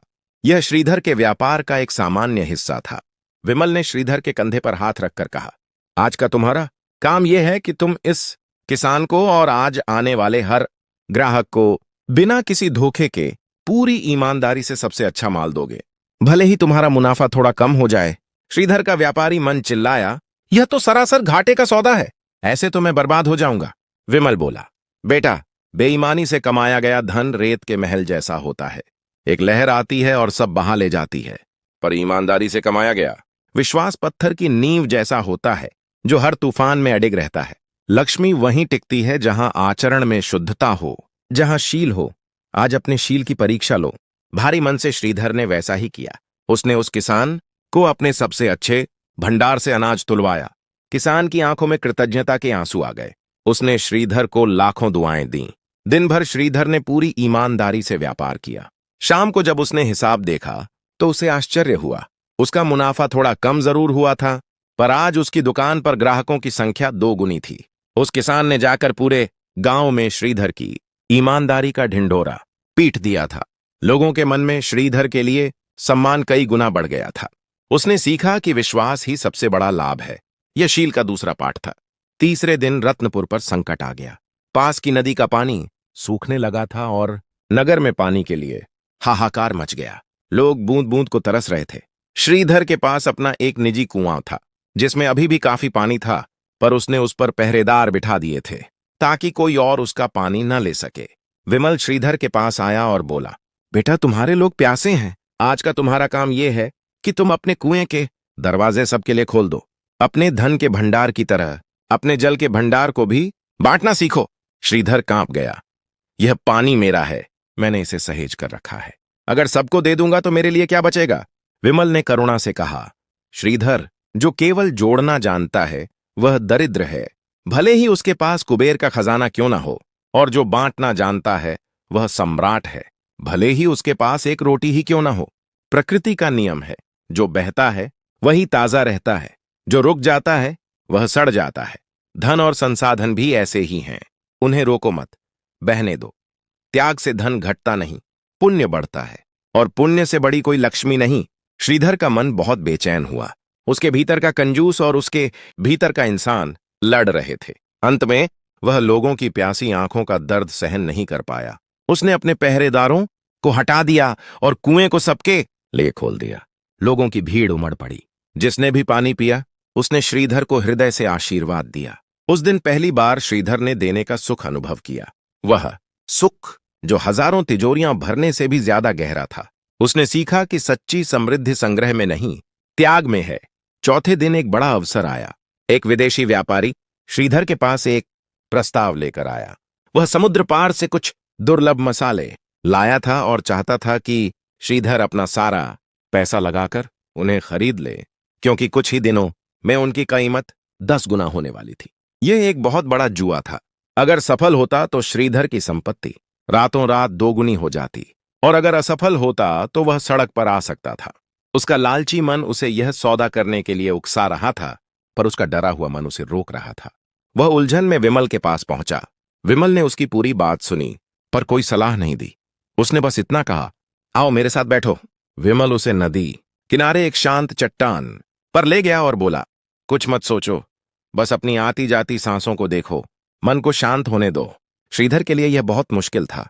उसके मन में मुनाफे और नुकसान के हजारों विचार तूफान मचा रहे थे, पर वह बैठा रहा। धीरे धीरे सांसों पर ध्यान देते देते उसका मन शांत होने लगा। जैसे गंदला पानी जब ठहर जाता है तो सारी मिट्टी नीचे बैठ जाती है और पानी निर्मल हो जाता है, वैसे ही श्रीधर का मन भी निर्मल होने लगा। उस शांत मन में उसे एक विचार स्पष्ट रूप से दिखाई दिया। जो चीज जितनी तेजी से ऊपर जाती है उतनी ही तेजी से नीचे भी गिरती है। स्थिरता और धैर्य ही व्यापार का मूल मंत्र है। उसे उस विदेशी व्यापारी की आंखों में छिपा हुआ छल भी नजर आने लगा। यह उसकी अपनी भीतरी प्रज्ञा की आवाज थी, जो अब तक लालच के शोर में दबी हुई थी। उसने उस सौदे को करने से इनकार कर दिया। कुछ हफ्तों बाद पता चला कि वह व्यापारी एक ठग था, और जिसने भी उस पर पैसा लगाया था वे सब बर्बाद हो गए। श्रीधर बच गया। उसने सीखा कि सबसे बड़ा सलाहकार एक शांत मन और विवेक का प्रकाश है। यह प्रज्ञा का चौथा पाठ था। 5वें और छठे दिन विमल ने श्रीधर को नगर की सेवा के छोटे छोटे कामों में लगाया। कभी किसी बीमार की सेवा करना, कभी किसी गरीब बच्चे को पढ़ाना, कभी नगर की सफाई में हाथ बटाना। इन कामों में कोई पैसा नहीं था, कोई लाभ नहीं था, पर इन्हें करने से श्रीधर को एक आत्मसम्मान और आनंद मिल रहा था। वह धीरे धीरे मैं और मेरा की संकीर्ण दुनिया से बाहर निकलकर हम और हमारा की विशाल दुनिया में प्रवेश कर रहा था। उसका हृदय बड़ा हो रहा था। 7वां दिन दिवाली की शाम थी। श्रीधर जब विमल की कुटिया में पहुंचा तो उसने देखा कि विमल ने उसके लिए एक छोटी सी अधूरी मूर्ति रखी है। विमल ने श्रीधर के हाथ में छेनी और हथौड़ी देते हुए कहा, बेटा, 6 दिन तुमने बाहर की दुनिया को तराशा, आज भीतर की दुनिया को तराशने का अंतिम पाठ है। यह तुम्हारा अंतिम काम है। वीर्य यानी सही दिशा में निरंतर प्रयास करने का साहस। इस मूर्ति को पूरा करो। श्रीधर ने कांपते हाथों से औजार पकड़े। उसने कभी यह काम नहीं किया था, पर उसने प्रयास शुरू किया। पत्थर कठोर था। कई बार छेनी फिसली, हाथ पर चोट भी लगी, पर वह लगा रहा। जैसे जैसे वह पत्थर पर चोट करता, उसे लगता कि वह अपने भीतर के अहंकार, कठोरता और लालच पर चोट कर रहा है। घंटा 2 घंटा और फिर पूरी रात बीत गई। वह सब कुछ भूलकर बस उस पत्थर में डूबा रहा। जब सुबह की पहली किरण फूटी तो मूर्ति पूरी हो चुकी थी। श्रीधर ने पसीने से लथपथ होकर जब उस मूर्ति को देखा तो उसकी आंखों से आंसू बह निकले। वह बुद्ध की मूर्ति नहीं थी, वह लक्ष्मी की मूर्ति नहीं थी, वह स्वयं श्रीधर की मूर्ति थी। लेकिन उसके चेहरे पर वह बेचैनी और लालच नहीं, बल्कि विमल जैसी ही गहरी शांति, करुणा और संतोष का भाव था। उसी समय विमल उसके पीछे आकर खड़ा हो गया। उसने श्रीधर के कंधे पर हाथ रखा और बोला, देखा श्रीधर, तुम जिस लक्ष्मी को बाहर खोज रहे थे, उसे तुमने अपने ही भीतर से तराश कर निकाल लिया। श्रद्धा से तुमने कर्म किया, शील से आचरण को शुद्ध किया, त्याग से हृदय को विशाल बनाया, प्रज्ञा से सही निर्णय लिया और वीर्य से अपने भीतर के विकारों को तराश दिया। यही पांचों मिलकर सच्ची लक्ष्मी का स्वरूप बनाते हैं। यह लक्ष्मी अब तुम्हें कभी छोड़कर नहीं जाएगी, क्योंकि यह बाहर से नहीं आई है, यह तुम्हारा अपना ही स्वभाव बन गई है। श्रीधर रोते हुए विमल के चरणों में गिर पड़ा। आज दिवाली थी, पर उसे अपने घर जाने की कोई जल्दी नहीं थी। उसे किसी के आने का इंतजार नहीं था, क्योंकि वह जिसे खोज रहा था उसे उसने पा लिया था। उस दिन के बाद श्रीधर पूरी तरह बदल गया। वह रहा तो व्यापारी ही, पर अब वह धन का दास नहीं, स्वामी था। उसने अपने धन का उपयोग नगर की भलाई के लिए किया, लोगों के दुख दूर करने के लिए किया। उसका व्यापार पहले से भी कई गुना बढ़ा, पर अब सफलता उसके सिर पर चढ़कर नहीं बोलती थी। उसके घर में धन के साथ साथ शांति, प्रेम और सम्मान का भी वास था। लोग उसे अब केवल सेठ श्रीधर नहीं, बल्कि धम्म सेठ कहकर पुकारते थे। उसने समझ लिया था कि दिए बाहर जलाने से पहले भीतर जलाने पड़ते हैं। घर साफ करने से पहले मन साफ करना पड़ता है, और लक्ष्मी की मूर्ति की पूजा करने से पहले अपने भीतर करुणा, शील और संतोष की स्थापना करनी पड़ती है। यही सच्ची दिवाली है, यही सच्ची लक्ष्मी पूजा है। जी, लक्ष्मी को हमेशा के लिए आपके जीवन में स्थापित कर देगा। नमस्कार दोस्तों, आज फिर से स्वागत नहीं, अभिनंदन है आपका अपने चैनल बुद्धा ब्लेसिंग इंस्पायर में, एक ऐसा स्थान जहां बुद्ध आपके जीवन में प्रेरणा और शांति का प्रकाश लाती है। यदि आप पहली बार यहां आए हैं तो इस धम्म यात्रा में हमारे साथी बनने के लिए चैनल को सब्सक्राइब जरूर करें और घंटी के निशान को दबा दें ताकि ज्ञान का कोई भी दीपक आपसे छूट ना जाए। तो बात करते हैं लक्ष्मी की, धन की, समृद्धि की। दिवाली की रात पूरा भारत एक उम्मीद में जागता है कि धन की देवी उनके घर पधारेंगी। हम अपने घरों को साफ करते हैं, क्योंकि कहते हैं कि लक्ष्मी स्वच्छ स्थान पर ही आती है। हम दिए जलाते हैं, क्योंकि कहते हैं कि लक्ष्मी प्रकाश की ओर आकर्षित होती हैं। हम मिठाइयां बांटते हैं, क्योंकि कहते हैं कि लक्ष्मी वहां आती हैं जहां मधुरता हो। ये सब बहुत सुंदर है, पर यह सब बाहरी तैयारी है। तथागत बुद्ध बाहरी तैयारी से कहीं ज्यादा भीतर की तैयारी पर जोर देते थे। बुद्ध ने कभी सीधे तौर पर किसी देवी देवता के आने या न आने पर टिप्पणी नहीं की, क्योंकि उनका ध्यान समस्या की जड़ पर था, पत्तों पर नहीं। उन्होंने हमें सिखाया कि असली लक्ष्मी कोई बाहरी शक्ति नहीं है जो साल में एक दिन आपके दरवाजे पर आकर आपके भाग्य का फैसला करेगी। नहीं, सच्ची लक्ष्मी आपके भीतर का ही एक गुण है, एक अवस्था है जिसे आपको स्वयं जागृत करना होता है। बुद्ध के अनुसार सच्ची समृद्धि, सच्चा धन 5 स्तंभों पर खड़ा होता है। यह 5 स्तंभ ही वो 5 महालक्ष्मी हैं जिन्हें अगर आपने अपने जीवन में स्थापित कर लिया तो आपको किसी के आने का इंतजार नहीं करना पड़ेगा, क्योंकि समृद्धि स्वयं आपका स्वभाव बन जाएगी। पहला स्तंभ है श्रद्धा। यहां श्रद्धा का अर्थ अंधविश्वास नहीं है। बुद्ध की शिक्षा में श्रद्धा का अर्थ है सत्य और स्वयं की क्षमता में एक गहरा विश्वास। यह विश्वास कि आप अपने जीवन को बदल सकते हैं। यह विश्वास कि कर्म का सिद्धांत काम करता है, यानी जैसा आप बोएंगे वैसा ही काटेंगे। जब आप दिवाली पर घर साफ करते हैं तो क्या आप यह श्रद्धा नहीं रख रहे होते कि लक्ष्मी आएंगी? इसी तरह जब आप अपने मन को साफ करते हैं, अपने विचारों को शुद्ध करते हैं, तो आपको ये गहरी श्रद्धा रखनी होगी कि आपके जीवन में सकारात्मकता और समृद्धि अवश्य आएगी। क्या आपने कभी अपने मन के भीतर झांक कर देखा है? वहां कितनी धूल जमी है? ईर्ष्या की धूल, क्रोध की धूल, लालच की धूल। जब तक मन का यह घर गंदा है, तब तक शांति और संतोष रूपी लक्ष्मी कैसे प्रवेश करेगी?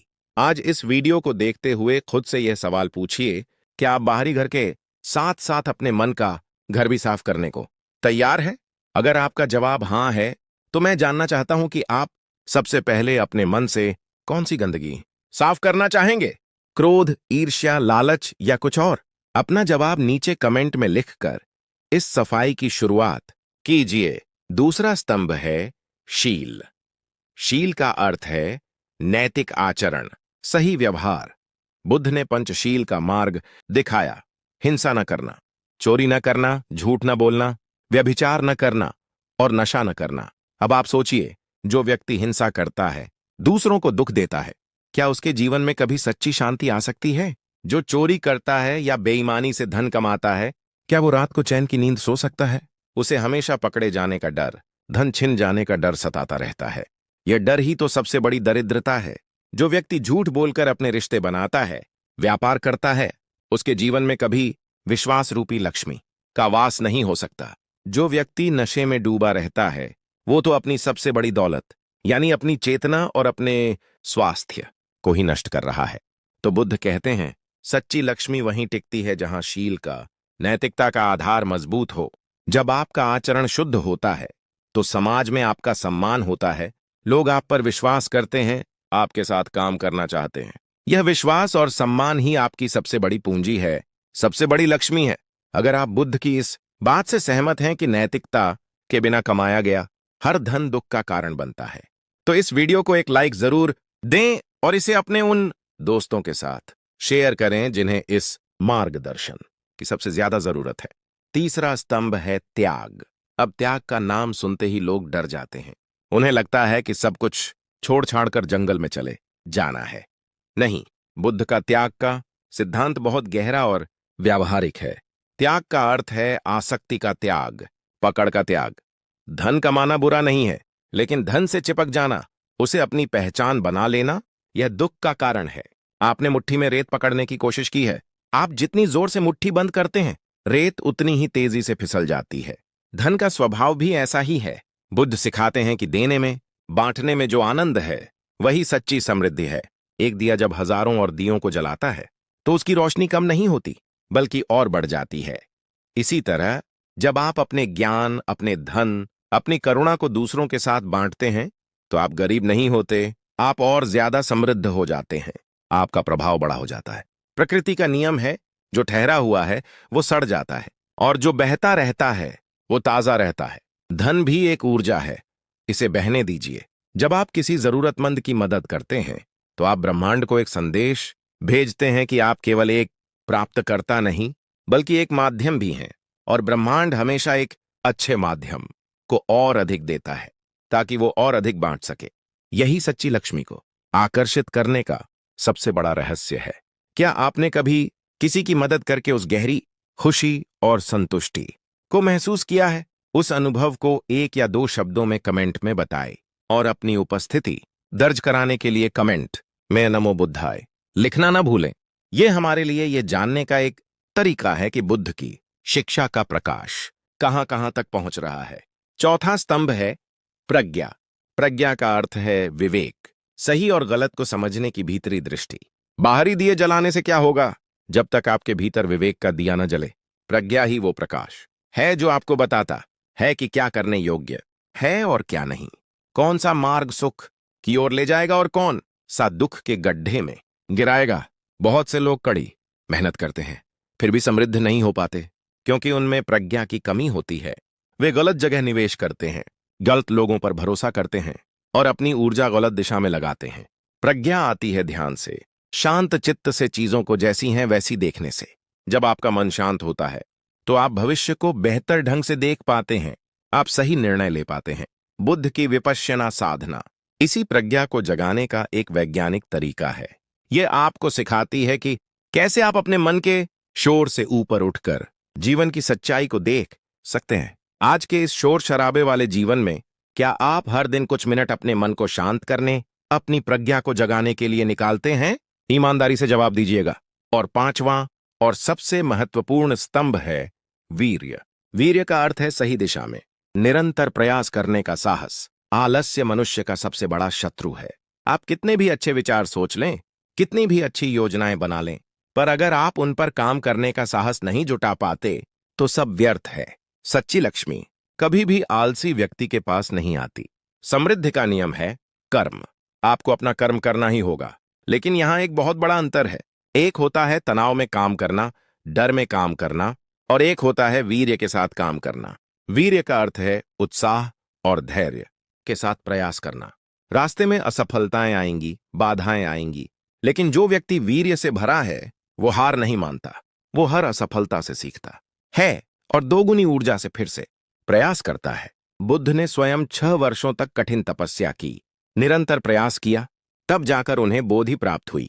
आपका लक्ष्य चाहे जो भी हो, आर्थिक या आध्यात्मिक, बिना वीर्य के, बिना निरंतर प्रयास के उसे पाया नहीं जा सकता। तो ये हैं वो 5 गुण: श्रद्धा, शील, त्याग, प्रज्ञा और वीर्य, जिन्हें बुद्ध ने सच्ची समृद्धि का आधार बताया। अब आप खुद सोचिए, जिस व्यक्ति के जीवन में यह 5 गुण हैं, क्या उसे किसी बाहरी लक्ष्मी के आने का इंतजार करने की जरूरत है? वह व्यक्ति तो स्वयं लक्ष्मी का स्वरूप बन जाता है। वह जहां जाता है अपने साथ समृद्धि, शांति और सकारात्मकता लेकर जाता है। दिवाली की रात जब आप दिया जलाएं तो केवल बाहर के अंधकार को मिटाने के लिए नहीं, बल्कि अपने भीतर के अज्ञान के अंधकार को मिटाने का संकल्प लें। जब आप घर साफ करें तो अपने मन के विकारों को भी साफ करने का प्रण लें। जब आप मिठाई बांटें तो अपने मन से कड़वाहट को निकालकर दूसरों के प्रति मैत्री और करुणा का भाव जगाएं। यही बुद्ध की शिक्षा का सार है। यही सच्ची दिवाली है। हमारे इस धम्म के प्रचार के मिशन में अगर आप भी अपना सहयोग देना चाहते हैं तो आप सुपर थैंक्स या चैनल की सदस्यता लेकर हमें समर्थन दे सकते हैं। आपका छोटा सा योगदान इस ज्ञान के प्रकाश को, और जो स्वस्थ है कल वो बीमार हो सकता है। जब हम इस अनित्य स्वभाव वाली चीजों से सुख खोजने की कोशिश करते हैं तो हमें निराशा ही हाथ लगती है, क्योंकि हम उस चीज को पकड़ कर रखना चाहते हैं जिसका स्वभाव ही बहते रहना है। यह वैसा ही है जैसे नदी के पानी को मुट्ठी में बंद करने की कोशिश करना।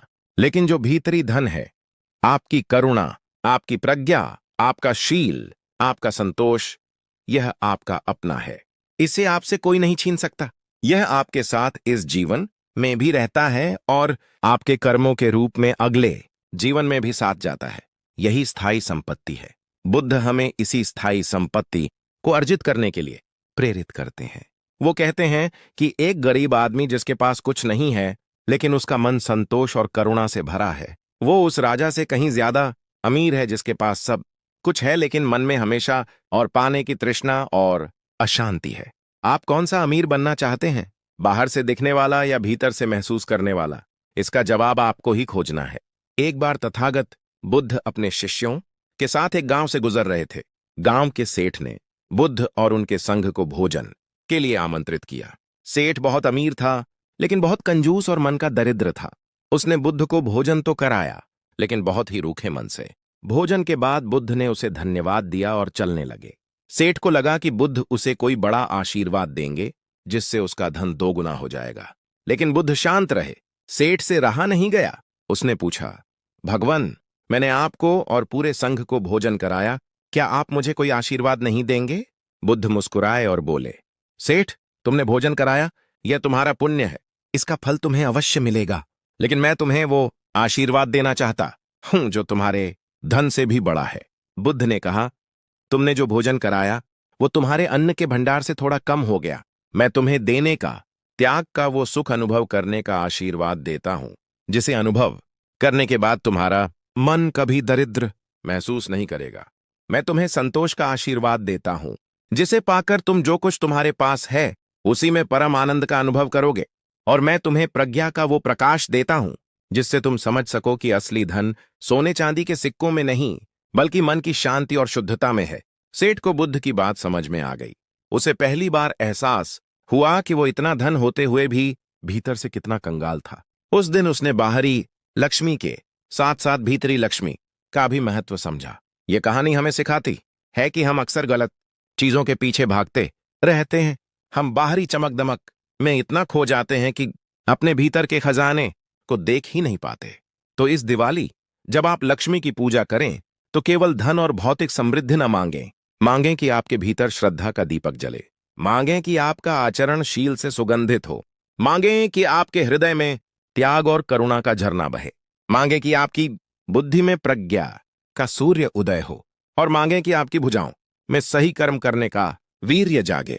जब ये पांचों देवियां हो आपके जीवन में प्रतिष्ठित हो जाएंगी तो भौतिक समृद्धि तो उनकी दासी बनकर आपके पीछे पीछे स्वयं चली आएगी। आपको उसके पीछे भागना नहीं पड़ेगा। क्या आप इस नई दृष्टि के साथ दिवाली मनाने के लिए तैयार हैं? एक ऐसी दिवाली जो केवल एक रात का उत्सव न हो बल्कि आपके पूरे जीवन को रोशन कर दे। यदि हां, तो इस विचार को फैलाने में हमारी मदद करें। इस वीडियो को अपने परिवार और मित्रों के साथ व्हाट्सएप पर साझा करें ताकि वे भी दिवाली का गहरा अर्थ समझ सकें। ज्ञान को बांटना सबसे बड़ा पुण्य है। आइए अब थोड़ा और गहराई में उतरते हैं। बुद्ध ने अप्पदीपो भव का उपदेश दिया, जिसका अर्थ है अपना दीपक स्वयं बनो। उन्होंने कभी ये नहीं कहा कि कोई बाहरी शक्ति आकर तुम्हारा उद्धार करेगी। उन्होंने पूरी जिम्मेदारी व्यक्ति को ही दी। आपकी गरीबी के जिम्मेदार भी आप हैं और आपकी अमीरी के जिम्मेदार भी आप ही होंगे। यहां अमीरी और गरीबी का अर्थ केवल पैसे से नहीं बल्कि आपके समग्र जीवन की गुणवत्ता से है। जब हम लक्ष्मी के आने का इंतजार करते हैं तो हम अपनी शक्ति किसी और को सौंप देते हैं। हम कर्ता बनने के बजाय एक भिखारी बन जाते हैं जो दरवाजे पर खड़ा होकर भीख मांग रहा है। बुद्ध आपको भिखारी नहीं बल्कि एक सम्राट बनाना चाहते हैं। अपने मन का सम्राट जो अपनी इच्छाओं का दास नहीं बल्कि उनका स्वामी है। जब आप अपने मन के स्वामी बन जाते हैं तो आप सही निर्णय लेते हैं, सही कर्म करते हैं और उसके परिणाम स्वरूप जो समृद्धि आती है वो स्थायी होती है, क्योंकि वो आपकी योग्यता और आपके गुणों पर आधारित होती है, किसी की कृपा या भाग्य पर नहीं। क्या आपने कभी सोचा है कि कुछ लोग बहुत कम संसाधनों में भी कितने खुश और संतुष्ट रहते हैं, जबकि कुछ लोग अथाह दौलत होने पर भी हमेशा तनाव और चिंता में डूबे रहते हैं? इसका कारण क्या है? इसका कारण है मन की अवस्था। बुद्ध की पूरी शिक्षा इसी मन को साधने का विज्ञान है। जिसे मन को साधना आ गया उसे जीवन जीने की कला आ गई। फिर उसके लिए हर दिन दिवाली है, हर पल उत्सव है। वह लक्ष्मी का इंतजार नहीं करता, लक्ष्मी उसका इंतजार करती है। तो सवाल यह उठता है कि मन को साधा कैसे जाए? यह मन जो एक जंगली हाथी की तरह शक्तिशाली है और एक बंदर की तरह चंचल, इसे कैसे वश में किया जाए ताकि यह हमारा दास बने, न कि हम इसके दास बने? तथागत बुद्ध ने इसका बहुत ही वैज्ञानिक और चरणबद्ध मार्ग बताया। उन्होंने यह नहीं कहा कि मन से लड़ो, लड़ने से शक्ति नष्ट होती है। उन्होंने कहा मन को देखो, उसे जानो। जैसे एक समझदार महावत पहले हाथी के स्वभाव को समझता है और फिर धीरे धीरे उसे प्रशिक्षित करता है, वैसे ही हमें भी अपने मन के स्वभाव को समझना होगा। हमारे मन का स्वभाव है तृष्णा में जीना। तृष्णा यानी एक कभी न बुझने वाली प्यास। एक इच्छा पूरी होती है तो मन तुरंत 10 नई इच्छाएं पैदा कर देता है। आपके पास एक साधारण सा फोन है तो आपको एक नया बेहतर फोन चाहिए। वो मिल जाता है तो आपको उससे भी बड़ा और महंगा फोन चाहिए। आपके पास एक छोटा सा घर है तो आपको बड़े घर की चाहत सताती है। बड़ा घर मिल जाता है तो एक आलीशान बंगले का सपना परेशान करने लगता है। यह तृष्णा का कोई अंत नहीं है। यह एक रेगिस्तान की मृग तृष्णा की तरह है। आप जितना उसकी ओर भागते हैं वह उतना ही आपसे दूर होती जाती है और अंत में आप थक कर निराश होकर गिर पड़ते हैं। यही अशांति का, भीतरी दरिद्रता का मूल कारण है। लक्ष्मी का स्वभाव चंचल है लेकिन तृष्णा का स्वभाव तो आग जैसा है। आप उसमें जितना ईंधन डालेंगे वह उतनी ही ज्यादा भड़केगी, कभी शांत नहीं होगी। आप अभी इसी क्षण अपनी आंखें बंद करके स्वयं से पूछिए, ऐसी कौन सी एक चीज है जिसके पीछे आपका मन पागलों की तरह भाग रहा है? वो क्या है जो आपको लगता है कि अगर वो मिल गई तो जीवन में सब ठीक हो जाएगा? वो एक नया पद हो सकता है, एक नया रिश्ता हो सकता है, या कोई भौतिक वस्तु हो सकती है। जो भी हो उसे ईमानदारी से पहचानिए और अगर आप साहस कर सकें तो उसे कमेंट में लिखिए। इस पहचान के साथ ही मन को साधने की आपकी यात्रा शुरू हो जाएगी। इस तृष्णा रूपी रोग की जो औषधि बुद्ध ने बताई उसका नाम है संतोष। संतोष का अर्थ आलस्य या अकर्मण्यता नहीं है। संतोष का अर्थ ये नहीं है कि आप प्रगति करना छोड़ दें। नहीं, संतोष एक गहरी समझ है। यह इस बात की समझ है कि सुख बाहर की चीजों में नहीं, बल्कि भीतर की अवस्था में है। संतोष का अर्थ है जो आपके पास है उसके लिए कृतज्ञ होना, उसका आनंद लेना और साथ ही साथ शांतिपूर्ण और तनाव मुक्त मन से बेहतरी के लिए प्रयास करते रहना। एक असंतुष्ट मन से किया गया प्रयास हमेशा चिंता और भय से भरा होता है, जबकि एक संतुष्ट मन से किया गया प्रयास आनंद और उत्साह से भरा होता है। एक तृष्णा से भरा व्यक्ति 100 रुपए कमाकर भी दुखी रहता है क्योंकि उसे 1000 कमाने थे, जबकि एक संतोषी व्यक्ति 10 रुपए कमाकर भी सुखी रहता है क्योंकि वह उन 10 रुपयों का मूल्य समझता है और उसके लिए आभारी है। अब आप बताइए, असली अमीर कौन है? वह जो करोड़ों कमाकर भी अशांत है या वह जो हजारों में भी परम शांति का अनुभव कर रहा है? आपका विवेक क्या कहता है? बुद्ध की शिक्षा केवल व्यक्तिगत शांति तक ही सीमित नहीं है, यह एक समृद्ध और नैतिक समाज की नींव भी रखती है। बुद्ध ने अष्टांगिक मार्ग में सम्यक आजीविका की बात की। इसका अर्थ है राइट लाइवलीहुड, यानी सही तरीके से अपनी रोजी रोटी कमाना। बुद्ध कहते हैं कि आपका धन कमाने का तरीका ऐसा होना चाहिए जिससे किसी भी प्राणी को कोई हानि न पहुंचती हो। आप जहर का व्यापार करके, हथियार बेचकर या किसी को धोखा देकर करोड़ों कमा सकते हैं, लेकिन बुद्ध की दृष्टि में वह धन विष के समान है। वह धन आपके जीवन में शांति नहीं, बल्कि भय, शत्रुता और अशांति लेकर आएगा, क्योंकि जैसा बीज आप बोएंगे वैसा ही फल आपको काटना पड़ेगा। यह कर्म का अटल नियम है। दूसरी ओर, जब आप कोई ऐसा काम करते हैं जिससे समाज का भला होता है, जैसे आप एक शिक्षक हैं और बच्चों को अच्छी शिक्षा दे रहे हैं, आप एक डॉक्टर हैं और लोगों को निरोगी बना रहे हैं, आप एक किसान हैं और सबके लिए अन्न उगा रहे हैं, तो आपके द्वारा कमाया गया धन केवल पैसा नहीं होता, उसके साथ लाखों लोगों की दुआएं और शुभकामनाएं भी जुड़ी होती हैं। यह दुआएं ही सच्ची अदृश्य लक्ष्मी हैं जो आपकी हर मुसीबत में रक्षा करती हैं। इसीलिए जब भी आप कोई काम करें तो स्वयं से यह प्रश्न जरूर पूछें, क्या मेरे इस काम से किसी का अहित तो नहीं हो रहा? क्या मेरा काम इस दुनिया को एक बेहतर जगह बनाने में कोई योगदान दे रहा है? जब आपका उत्तर हाँ में होगा तो आप पाएंगे कि आपके काम में एक नई ऊर्जा और एक गहरा संतोष अपने आप आने लगा है। अगर आप भी मानते हैं कि धन कमाने के तरीके का शुद्ध होना बहुत जरूरी है, तो इस वीडियो को अपने उन सभी व्यापारी और नौकरी पेशा दोस्तों के साथ साझा करें, ताकि वे भी अपनी आजीविका पर पुनर्विचार कर सकें। और हमारे इस प्रयास को बल देने के लिए चैनल को सब्सक्राइब करना बिल्कुल ना भूलें। अब एक और गहरे रहस्य पर आते हैं। हम धन से क्यों चिपकते हैं? क्योंकि हमें भविष्य का डर होता है। हमें लगता है कि अगर हमारे पास बहुत सारा पैसा होगा तो हमारा भविष्य सुरक्षित रहेगा। बुढ़ापे का डर, बीमारी का डर, असफलता का डर, यह डर हमें धन का गुलाम बना देता है। हम उसे तिजोरियों में बंद करके रखते हैं, लेकिन वो धन हमें सुरक्षा नहीं, बल्कि एक नया डर दे जाता है, उसे खोने का डर। रात को नींद नहीं आती, हमेशा चिंता लगी रहती है। बुद्ध कहते हैं कि यह डर अज्ञान से पैदा होता है। किस बात का अज्ञान? अनित्य के सिद्धांत को न समझने का अज्ञान। अनित्य का अर्थ है कि इस संसार में कुछ भी स्थायी नहीं है, सब कुछ बदल रहा है। आपका यह शरीर बदल रहा है, आपके विचार बदल रहे हैं, यह समाज बदल रहा है और आपका बैंक बैलेंस भी बदल रहा है। आज जो है वो कल नहीं होगा। जब हम इस परम सत्य को गहराई से समझ लेते हैं और स्वीकार कर लेते हैं तो हमारा डर समाप्त हो जाता है। हम भविष्य की चिंता में घुलने के बजाय वर्तमान क्षण में जीना सीख जाते हैं। हम धन का उपयोग एक साधन के रूप में करते हैं, उसे अपना स्वामी नहीं बनाते। हम समझते हैं कि सच्ची सुरक्षा बैंक में पड़े पैसे से नहीं, बल्कि हमारे अपने गुणों से आती है, हमारे ज्ञान से, हमारे कौशल से, हमारे अच्छे कर्मों से। पैसा तो हाथ का मैल है, आज है कल नहीं, लेकिन आपका चरित्र, आपका ज्ञान और आपके द्वारा कमाया गया पुण्य, ये वो संपत्ति है जो हमेशा आपके साथ रहती है। क्या आप इस बात पर गहराई से विचार करने को तैयार हैं कि आपकी सच्ची सुरक्षा किसमें है? बैंक बैलेंस में या आपके अपने भीतरी गुणों में? इस डर से मुक्ति का एक और मार्ग है जो बुद्ध ने सुझाया, वह है मैत्री और करुणा का अभ्यास। मैत्री यानी सभी प्राणियों के प्रति मित्रता का भाव, और करुणा यानी दूसरों के दुख को देखकर उसे दूर करने की इच्छा। जब आप केवल अपने लिए नहीं बल्कि सबके हित के लिए काम करते हैं तो आपका हृदय विशाल हो जाता है। आप प्रकृति के प्रवाह के साथ एक हो जाते हैं। जो व्यक्ति सबके प्रति मैत्री भाव रखता है उसके शत्रु अपने आप कम हो जाते हैं।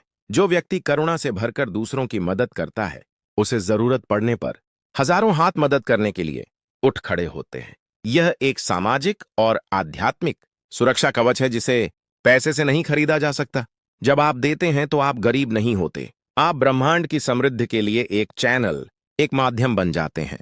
और नियम यह है कि जो चैनल जितना साफ और बड़ा होता है, उसके जरिए उतना ही ज्यादा प्रवाह होता है। हमारे इस चैनल बुद्धा ब्लेसिंग इंस्पायर का उद्देश्य भी यही है कि हम बुद्ध की इस करुणा और प्रज्ञा की शिक्षा को ज्यादा से ज्यादा लोगों तक पहुंचाने का एक माध्यम बन सकें।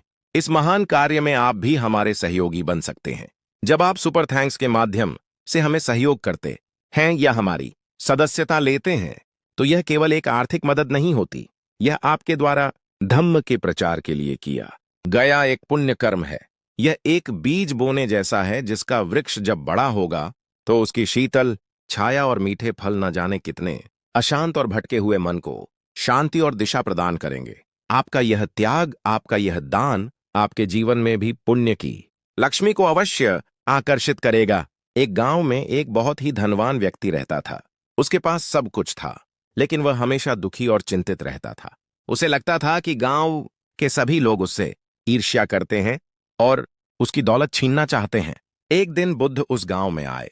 वह व्यक्ति बुद्ध के पास गया और बोला, भगवान, मेरे पास अपार धन है, फिर भी मुझे शांति क्यों नहीं मिलती? बुद्ध ने उससे पूछा, तुमने अपने धन का क्या किया है? उसने कहा, मैंने उसे 7 तालों में बंद करके एक गहरी तिजोरी में रखा है ताकि कोई उसे चुरा न सके। बुद्ध मुस्कुराए और बोले, वत्स, तुमने धन को कैद कर लिया है और उस धन ने तुम्हें कैद कर लिया है। तुम उसके रक्षक बन गए हो, स्वामी नहीं। जाओ, अपनी तिजोरी खोलो और उस धन से गांव में एक कुआं खुदवाओ ताकि सबको मीठा पानी मिल सके। उस धन से एक औषधालय बनवाओ ताकि बीमारों का इलाज हो सके। उस धन से एक पाठशाला बनवाओ ताकि बच्चे पढ़ सकें। उस धन को बहने दो, उसे सेवा में लगा दो, फिर देखना तुम्हें कैसी शांति मिलती है। उस व्यक्ति ने बुद्ध की बात मान ली। उसने अपना धन लोगों की भलाई में लगाना शुरू कर दिया। कुछ ही समय में पूरा गांव उसे सम्मान और प्रेम की दृष्टि से देखने लगा। लोग उसे दुआएं देने लगे। अब उसे चोरों का डर नहीं सताता था, क्योंकि पूरा गांव ही उसकी संपत्ति का रक्षक बन गया था। और सबसे बड़ी बात, दूसरों के चेहरों पर खुशी देखकर उसे जो आत्मिक शांति और आनंद मिला, वह उसे 7 तालों में बंद तिजोरी कभी नहीं दे सकी थी। वह समझ गया कि सच्ची लक्ष्मी जोड़ने में नहीं, बांटने में है, रोकने में नहीं, बहाने में है। यह कहानी हमें क्या सिखाती है? यह हमें सिखाती है कि धन का वास्तविक मूल्य उसके उपयोग में है, उसके संग्रह में नहीं। दिवाली पर हम दिए क्यों जलाते हैं? ताकि अंधेरा मिटे और प्रकाश फैले। धन भी एक ऊर्जा है, एक प्रकाश है। अगर आप उसे सिर्फ अपनी तिजोरी में बंद रखेंगे तो वह वहीं पड़ा पड़ा अपनी चमक खो देगा। लेकिन जब आप उस धन रूपी दीपक से किसी और के जीवन का अंधेरा दूर करते हैं, किसी भूखे को भोजन कराते हैं, किसी जरूरतमंद की मदद करते हैं, तो उसकी रोशनी कई गुना बढ़ जाती है। और यही रोशनी वास्तव में माता लक्ष्मी का स्वरूप है। लेकिन कर्म का सिद्धांत काम कैसे करता है? क्या हमारे इस जीवन की आर्थिक स्थिति हमारे पिछले जन्मों के कर्मों का ही फल है, या हम इसी जीवन में अपने पुरुषार्थ से, अपने कर्मों से अपने भाग्य को पूरी तरह से बदल सकते हैं? यह एक बहुत ही गहरा और महत्वपूर्ण प्रश्न है। बहुत से लोग भाग्य को दोष देकर अपनी गरीबी और असफलता के लिए अपनी जिम्मेदारी से बचना चाहते हैं। वे कहते हैं कि हमारे तो कर्म ही फूटे हैं। बुद्ध की शिक्षा इस भाग्यवादी और निराशावादी सोच को पूरी तरह से नकारती है। बुद्ध ने हमें सिखाया कि कर्म का सिद्धांत कोई पत्थर की लकीर नहीं है जिसे बदला न जा सके। यह भाग्य का कोई लिखा लिखाया खेल नहीं है। कर्म का सिद्धांत तो विज्ञान का नियम है, कारण और परिणाम का नियम। जैसा करोगे वैसा भरोगे का सीधा साधा सिद्धांत। बुद्ध ने इसे एक किसान के उदाहरण से बहुत खूबसूरती से समझाया। मान लीजिए आपके पास एक बीज है। यह बीज आपके पिछले जन्मों का कर्म हो सकता है, यानी आपकी शुरुआती परिस्थितियां। हो सकता है किसी का बीज बहुत अच्छा हो, वह एक अमीर घर में पैदा हुआ हो, और हो सकता है किसी का बीज थोड़ा कमजोर हो, वह गरीबी में पैदा हुआ हो। लेकिन फसल केवल बीज पर निर्भर नहीं करती। असली खेल तो अब शुरू होता है। वह किसान उस बीज को कैसी जमीन में बोता है? क्या वह जमीन को तैयार करता है, उसकी जुताई करता है, उसमें से कंकड़ पत्थर निकालता है? यह है आपका संकल्प और आपकी योजना। फिर क्या वह समय पर बीज बोता है और उसे सही मात्रा में पानी देता है। यह है आपका पुरुषार्थ, आपका वीर्य, आपका निरंतर प्रयास। क्या वह अपनी फसल को कीड़े मकोड़ों और जंगली जानवरों से बचाता है? यह है आपका शील और आपकी जागरूकता, जो आपको गलत आदतों और बुरी संगत से बचाती है। और अंत में, क्या वह सही समय पर फसल काटता है? यह है आपकी प्रज्ञा, आपका विवेक, जो आपको सही अवसर को पहचानने में मदद करता है। अब आप बताइए, अगर किसी के पास दुनिया का सबसे अच्छा बीज हो, लेकिन वह उसे बंजर जमीन में फेंक दे, न पानी दे, न उसकी रक्षा करे, तो क्या उसे अच्छी फसल मिलेगी? कभी नहीं। और अगर किसी के पास थोड़ा कमजोर बीज हो, लेकिन वह मेहनत करके जमीन को उपजाऊ बनाए, समय पर खाद पानी दे और पूरी लगन से उसकी देखभाल करे, तो क्या उसकी फसल पहले वाले से लाखों गुना बेहतर नहीं होगी? अवश्य होगी। यही है बुद्ध का कर्म का सिद्धांत। आपके अतीत के कर्म आपको केवल एक शुरुआती बिंदु देते हैं, लेकिन आपकी अंतिम मंजिल तो आपके वर्तमान के कर्म, आपके आज के पुरुषार्थ से ही तय होती है। इसलिए जो लोग अपने भाग्य को या पिछले जन्मों को कोसते रहते हैं, वे वास्तव में अपने आलस्य और अपनी अकर्मण्यता को छुपाने का बहाना ढूंढ रहे हैं। बुद्ध ने ऐसे भाग्यवादी दृष्टिकोण को मिथ्या दृष्टि यानी गलत समझ कहाँ है। उन्होंने कहा कि सबसे बड़ा अंधकार अज्ञान है और सबसे बड़ा प्रकाश पुरुषार्थ है। तो आज से अपने भाग्य को कोसना बंद कीजिए। आप अपने भाग्य के निर्माता स्वयं हैं। यह शक्ति बुद्ध ने आपको दी है। क्या आप इस शक्ति को पहचानने और इसका उपयोग करने के लिए तैयार हैं? अगर हां, तो जोर से मन में कहिए, मैं अपने भाग्य का निर्माता स्वयं हूं। और इस संकल्प को और मजबूत करने के लिए कमेंट में भी यही लिखिए। इस यात्रा में एक और बहुत बड़ा रहस्य है, और वह है आपके विचारों की शक्ति। बुद्ध ने कहा, मनोपुब्बंगमा धम्मा, मनोसेट्ठा मनोमया, अर्थात सभी धर्मों अवस्थाओं में मन ही प्रधान है, मन ही श्रेष्ठ है, सब कुछ मनोमय है। इसका सरल अर्थ है कि आप जैसा सोचते हैं वैसा ही बन जाते हैं। आपका बाहरी जगत आपके भीतरी जगत का ही प्रतिबिंब है। अगर आपके मन में हर समय गरीबी, कमी और अभाव के विचार चलते रहेंगे, तो आप ब्रह्मांड में वैसी ही ऊर्जा भेज रहे हैं और आप वैसी ही परिस्थितियों को अपनी ओर आकर्षित करेंगे। आप हमेशा कहेंगे, मेरे पास पैसे नहीं है, मैं ये नहीं खरीद सकता, किस्मत खराब है, और आपका जीवन इसी बात को सच साबित करने में लग जाएगा। इसके विपरीत, अगर आप अपने मन को समृद्ध, प्रचुरता और कृतज्ञता के विचारों से भरते हैं, तो आपका पूरा दृष्टिकोण बदल जाता है। आप अवसरों को देखने लगते हैं, समाधान खोजने लगते हैं। आप यह नहीं कहते कि मेरे पास पैसे नहीं है, आप पूछते हैं, मैं इसके लिए पैसे कैसे कमा सकता हूं? देखिए, एक ही स्थिति है, लेकिन सोचने के तरीके ने सब कुछ बदल दिया। एक रास्ता निराशा की ओर जाता है, दूसरा संभावनाओं की ओर। आप कौन सा रास्ता चुनना चाहते हैं? मैं आपको देख सकता हूं। आप जो इस समय यह वीडियो देख रहे हैं, आप कोई साधारण व्यक्ति नहीं हैं।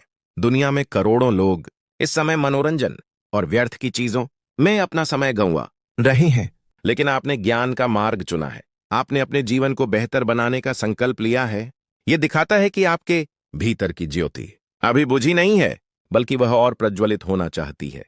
आपका यहां होना ही इस बात का प्रमाण है कि आप अपने मन को, अपने जीवन को बदलने की सच्ची इच्छा रखते हैं। और जिसके पास सच्ची इच्छा और सही दिशा हो, उसे सफल होने से कोई नहीं रोक सकता। आपकी इस ज्ञान की प्यास के लिए मैं आपको नमन करता हूं। तो इस मानसिक शक्ति को जगाए कैसे? बुद्ध ने इसके लिए सम्यक संकल्प यानी राइट इंटेंशन का मार्ग दिखाया।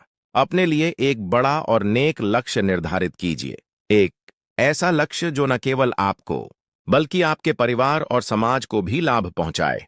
जब आपका लक्ष्य बड़ा और निस्वार्थ होता है, तो ब्रह्मांड की सारी शक्तियां आपकी मदद के लिए जुट जाती हैं। और फिर उस लक्ष्य को अपने मन में हर समय जीवित रखिए। सुबह उठते ही उसके बारे में सोचिए, रात को सोते समय उसके बारे में सोचिए, उसे अपनी सांसों में बसा लीजिए।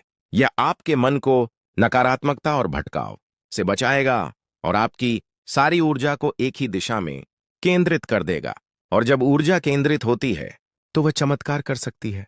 जैसे सूर्य की बिखरी हुई किरणें कुछ नहीं जला सकती, लेकिन जब आप एक लेंस का उपयोग करके उन्हें एक बिंदु पर केंद्रित करते हैं, तो वे आग पैदा कर सकती हैं। आपका मन भी वैसा ही है, उसे केंद्रित करना सीखिए। इस एकाग्रता को साधने के लिए बुद्ध ने आनापानसति ध्यान की विधि दी। अपनी आती जाती सांसों पर ध्यान देना। यह बहुत ही सरल लेकिन अत्यंत शक्तिशाली तकनीक है। जब आप अपनी सांसों को देखना शुरू करते हैं, तो आप अपने विचारों के भी साक्षी बन जाते हैं। आप देखते हैं कि मन कैसे भागता है, कैसे चिंता करता है, कैसे क्रोधित होता है। और जैसे जैसे आपका साक्षी भाव गहरा होता है, वैसे वैसे इन विचारों का आप पर प्रभाव कम होने लगता है। आप उनके गुलाम नहीं रहते, आप उनके मालिक बन जाते हैं। और जिसने अपने मन को जीत लिया, उसने पूरी दुनिया को जीत लिया। अगर आप चाहते हैं कि हम ध्यान की इस सरल विधि पर एक विस्तृत वीडियो बनाएं, तो नीचे कमेंट में ध्यान लिखिए। अगर हमें पर्याप्त अनुरोध मिलेंगे, तो हम निश्चित रूप से इस विषय पर एक मार्गदर्शिका लेकर आएंगे। अब मैं उस बिंदु पर आता हूं जो शायद सबसे महत्वपूर्ण है। हम सब मेहनत करते हैं, योजना बनाते हैं, लेकिन फिर भी कई बार असफल हो जाते हैं। ऐसा क्यों होता है? क्योंकि हमारे भीतर कुछ चोर बैठे हैं जो हमारी ऊर्जा को